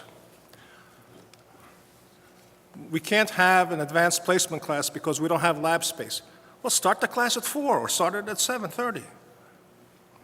There's all kinds of things you can do if people are willing to get away from the tried and failed. I was going to say tried and true. The tried and failed. You have to, and I think that, you guys went to Canada, and he said the same thing. He says, so what's the classical definition of insanity? Keep doing the same thing over and over and expect different results? So I'll be insane for a while. Thank you. Thank you. Under school committee actions, we have 3 actions this evening. Under agenda item 12A, a vote to change the regularly scheduled school committee meeting from April 15th, 2014 to April 8th, 2014. Do I have a motion? So moved. Mrs. Congdon makes the motion. Dr. Domingo seconds it. Is there any discussion? Can I have a roll call vote, please? Mrs. Congdon? Yes. Dr. Domingo? Yes. Mrs. Donovan? Yes. Mrs. Quinney? Yes. Mr. Olivo? Yes. Mrs. McLaughlin? Yes. 6 yes. Thank you. Motion passes. Vote to approve the proposed fiscal year 2014-2015 budget in the amount of $26,282,197 to fund salaries, operations, and transportation. Do I have a motion? So moved. Second. Mrs. Congdon makes the motion. Dr. Domingo seconds it. Is there any discussion on the budget? None? I would just like to say something about the budget, if I may. I was part of the group that tried to bring about the Proposition 2.5 override about 10 years ago in the district. At that time, I remember that I said it, and I remember that a bunch of other people said it at the dais, that if that override didn't pass, we were going to lose a bunch of teachers, the floodgates to school choice would open, and we'd be paying for that decision a decade from now. And here we are. When we went to listen to Jeffrey Canada the other night, I wish we could have taped it or brought it here, because it was unbelievable. But he talked about how, as a culture, we're failing kids. And in some communities, that failure is more prominent than others. He talked about how we're in crisis, and that he talked about what happens when young people don't receive a good education. And he specifically said that when young men are uneducated, they return to their communities and they hustle to make money, and they get into trouble. Our social policy is then to incarcerate those young men, and that America incarcerates more people per capita than anybody else. But what he was talking about specifically was how much it costs to incarcerate somebody, and he said in New York City, it's $167,000 to incarcerate somebody for a year with zero return on investment. I believe it's timely, I just saw in the Worcester Telegram that it's $67,000 to incarcerate somebody in Worcester County. But he talked about how education is scalable, but that is not. You never hear a judge say, we know you did the crime, we know you did the time, but we just don't have the money, so we're going to let you go. But we don't seem to be wanting to put that money up front. When the superintendent says we're at a tipping point here, I believe that that is very, very true. It's probably been said before. People will say yada, yada, yada, heard this all before, seen this all before. But truly, we have to make a decision in this community about what we're going to do. And when I attended some of the discussions about the town's master plan, just about every single group talked about education and wanting to improve the schools and wanting to make the schools better. And if that is truly our master plan, then we have to make an investment today to educate these children, because we will be paying for not educating them for a very long time, and with a very certain result. So that's my 2 cents on the budget. I hope that the town is able to support the superintendent's proposal, or at least come to some sort of negotiation above the 2% that they have been allocated. As I have followed this process for at least 10 years in the district, I've shared this with the superintendent. My concern is that I don't believe that above and beyond the initial allocation that this community has ever given to the schools, that there has been $1 more given to the schools than what their initial proposal has been. That's very concerning to me, and I hope that this community steps up to the challenge that we're now faced with, because we don't have forever. We certainly don't have Mr. Nembrico forever, and while he's here and while he is committed to doing what he needs to do, I think it's important that we make that investment. That's all I have to say on that subject. Oh, one last thing. I'm sorry. Last thing Jeffrey Canada said, which is really interesting. He talked about a problem of unintended consequences, in that in Harlem, when he first started the Harlem Children's Zone, Rudy Giuliani could not give away property in Harlem.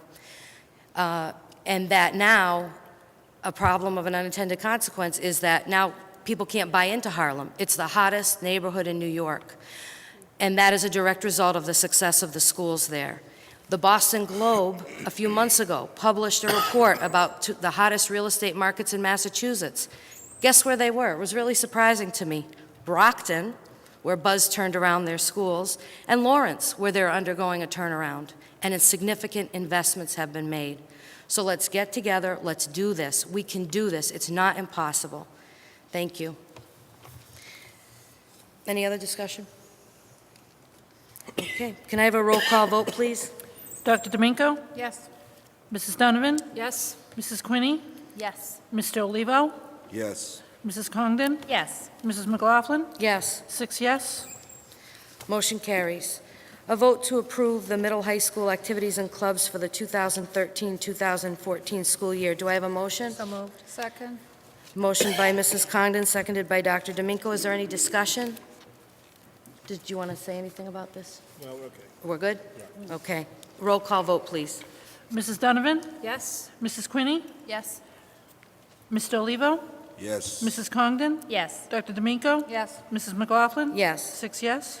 Motion carries. Unfinished business, we have second readings of 2 school committee policies, filed BEDA and BEDC.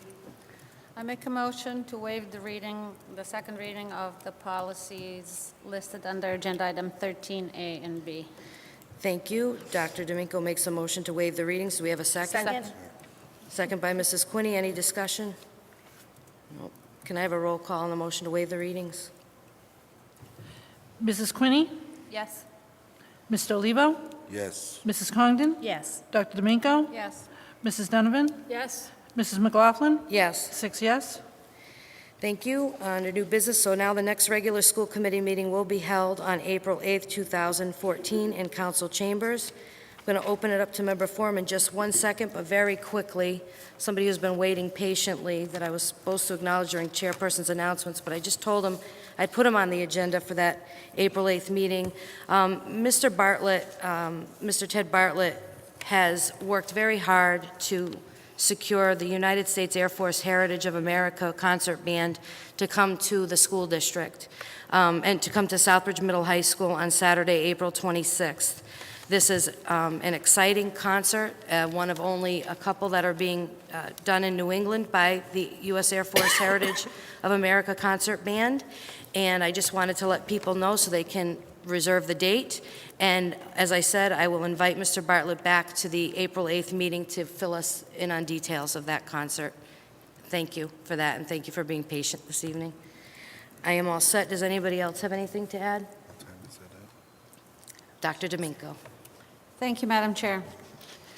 I have informed the chair of the school committee and my fellow members that I am resigning from the school committee effective this week, as soon as the letter is posted with the town clerk, for no other reason but because I will no longer be a resident of Southbridge. I have been on the school board almost 9 years, so my third term will be cut short by 3 months. But I think in those 9 years, I have really tried to do the best that I could. Sometimes probably with way too much energy, probably using the words that I could have substituted for other ones, but never with malice, never with bad intention, and never with intent to hurt anybody. I have tried to be the voice of students who really don't have their voice in this district for a variety of reasons.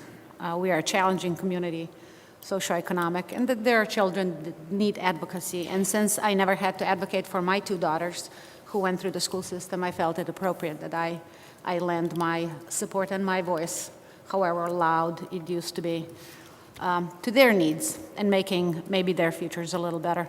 I have been in Southbridge for almost 14 years. It's been a good time, except for the times that I was wearing a target on my back, but we all do. And I don't feel sorry for a single day that I have spent with my fellow committee members of this panel or the previous ones. It has been a tough journey. I think we have accomplished a lot. Clearly, times are challenging and remain challenging. I never thought that my last motion, for which I will be recorded in the minutes, will be to waive the reading of policies. So going out on a bang is really not the conclusion. But the plan wasn't to go out with any bigger motion anyway, but I will remember this one for a long time. I just want to say, we talked about guidance today, and we took an opportunity to really put target on them for once, somebody else than us. I want to tell you, my older daughter graduated from Southbridge High in 2005. She was a valedictorian. She was accepted to one of the top 10 United States public schools. She is finishing this year in medical school and just secured residency as a pediatrician. My second daughter is graduating this year as a valedictorian and got accepted to another top 10 United States public school, University of California, San Diego. This is not a statement of who my children are. This is a statement who our children can be. If my daughters could have accomplished that, my younger one, spending her entire school career in this town, other students can and should too. And it's our responsibility to enable them to do so. And if we don't, it's a pity and it's a shame. Just because we are in trouble and we have all sorts of problems does not mean that our students are not very well prepared. Quite a few of them, and very well accomplished. And I want to leave you with that thought. I do, because it is community's responsibility. We may not always agree. We haven't always agreed over the years. But as long as we do it with the best intention in mind, and with really intention, that the future needs to be offered for those who are building their own. We have built ours.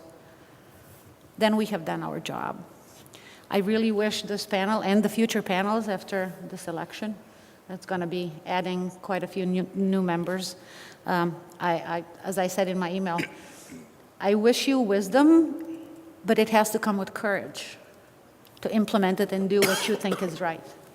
And as long as you are doing what feels right for the future of this town, you have done your job well, regardless of what is being said, regardless of what is being written.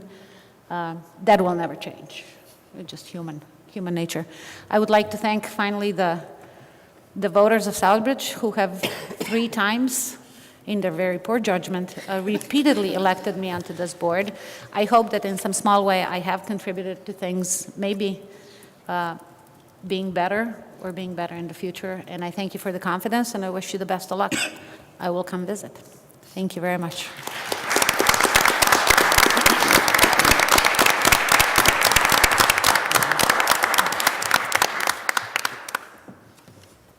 Thank you, Dr. D'Amico. You will be missed. When I went to school, the motto was be your best self. And I remember being told my first day that I was a freshman in college that means that you need to be able to say that I am better because I was here, and this place is better because I was here. And I think you've been your best self. And I really sincerely appreciate you for that. I've learned a lot from you in a short amount of time. I respect you, and I wish you much success. Thank you. Thank you very much. Thanks. Anybody else have anything under members' forum? Mrs. Congdon? I, too, would like to thank Dr. D'Amico for all of her years of dedicated service to our community. I'm disappointed I won't be able to work with her.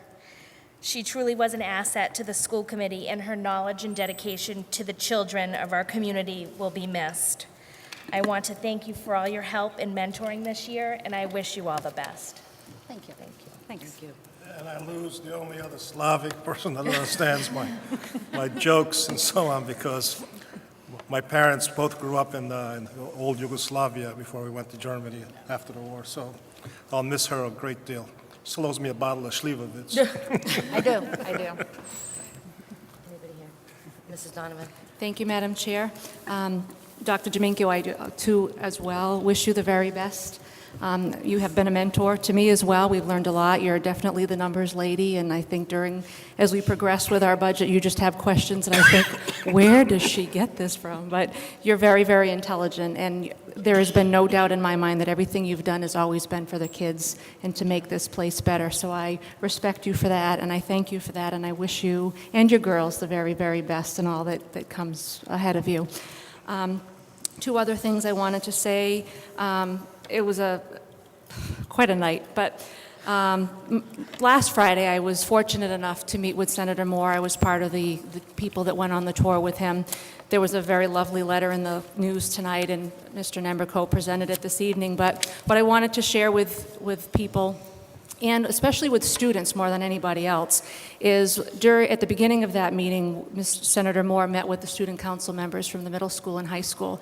And while I had no intention of even speaking there, I just felt the need that I had to, because it was very obvious to me that some of those kids were really courageous, and they really knew what they deserved, and some of them felt they weren't getting what they deserved, and that really just ate my gut out, because in my opinion, every single kid in that building, quite frankly, every single kid in all of our buildings deserves the very, very best, and it's our job to give that to them.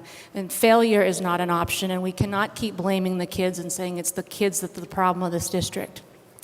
So what I did was, is I spoke to them very briefly, but I just wanted them to know that I will continue to stand up for them, that sometimes it's hard to be an advocate for themselves, although the kids that were there were extraordinary self-advocates.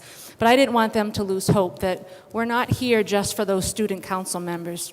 I wanted them to know that we were here for them, but our group here as a school committee, along with Mr. Nemberko and the entire leadership team, we hear what they're saying. Nothing that I heard in that room surprised me. We all know exactly what needs to be done, and I didn't want the kids to lose hope. I wanted them to know that there are people up here who care and will continue to do everything we possibly can to make this place better for everybody. So I wanted the kids who didn't hear it, the families and the parents who didn't hear that pep speech, to know that that is truly how every single one of us up here feels. And last but not least, if you look in the news again tonight, above Senator Moore's article, there was another lovely article by Maggie McLaughlin. And I'm not just saying this because Lauren is sitting side of me, but Maggie is an extraordinary young lady, and she worked hard to be chosen for the project that she was chosen to do. And Maggie is going to be taking part in our community in a special program called Cradles to Crayons. Is that right? Mm-hmm. Okay. And I wanted to get the word out because starting on March 31st through April 11th, she is going to be conducting a clothing drive, and that's for infants size 0 all the way up to adult medium. Anything that is lightly used, Maggie is going to take in along with other members who are also part of this project, and they're going to give back to their community. And you know, she's doing extraordinary things as an 8th grader, and I would hope that the community and the school community would support her, and if there's anything that you can do to donate and give back, that would be greatly appreciated. That is all. Thank you, Madam Chair. Thank you. Mrs. Quinney? Thank you, Madam Chair. I, too, wanted to wish Dr. D'Amico well. I know we certainly haven't seen eye to eye on everything, but I have the utmost respect for you, and as other members have said, that it is without a doubt that the kids were at the heart of everything that you've done as a school committee member and seeing this district improve, and I thank you for 9 years of service. I can't imagine what that feels like. But I hope that we, as a group, continue to channel that spirit of getting things done. And I appreciate the time that I've been able to spend with you on this board. So thank you, and I wish you all the best. Thank you. Wait. I, too, want to wish you well, and I'm thinking to myself, boy, I was looking forward to working with you on budget because I always knew when Tanya was there, I better be very well prepared. So now I have to rely on Erin to make sure that I'm very well prepared. So I wish you well. Thanks. Mrs. Quinney had one more thing. Yeah, I had a couple more things. Well, not for That's time. it. Almost done. She has one Almost more done. thing. I wanted to bring to the community's attention that there is the ExxonMobil Bernard Harris Summer Science Camp taking place at WPI this summer, and it is open to students who are going into 6th, 7th, and 8th grade. Sweating like crazy. Applications are due May 1st, and that is available if you just Google the ExxonMobil Bernard Harris Summer Science Camp. It will bring you to the WPI website, and it will give you information regarding applications. And it's a 2-week from July 20th through August 1st, a residential camp, and it is free if you are accepted into the program. So I would encourage anyone interested in science, technology, and engineering to look into that.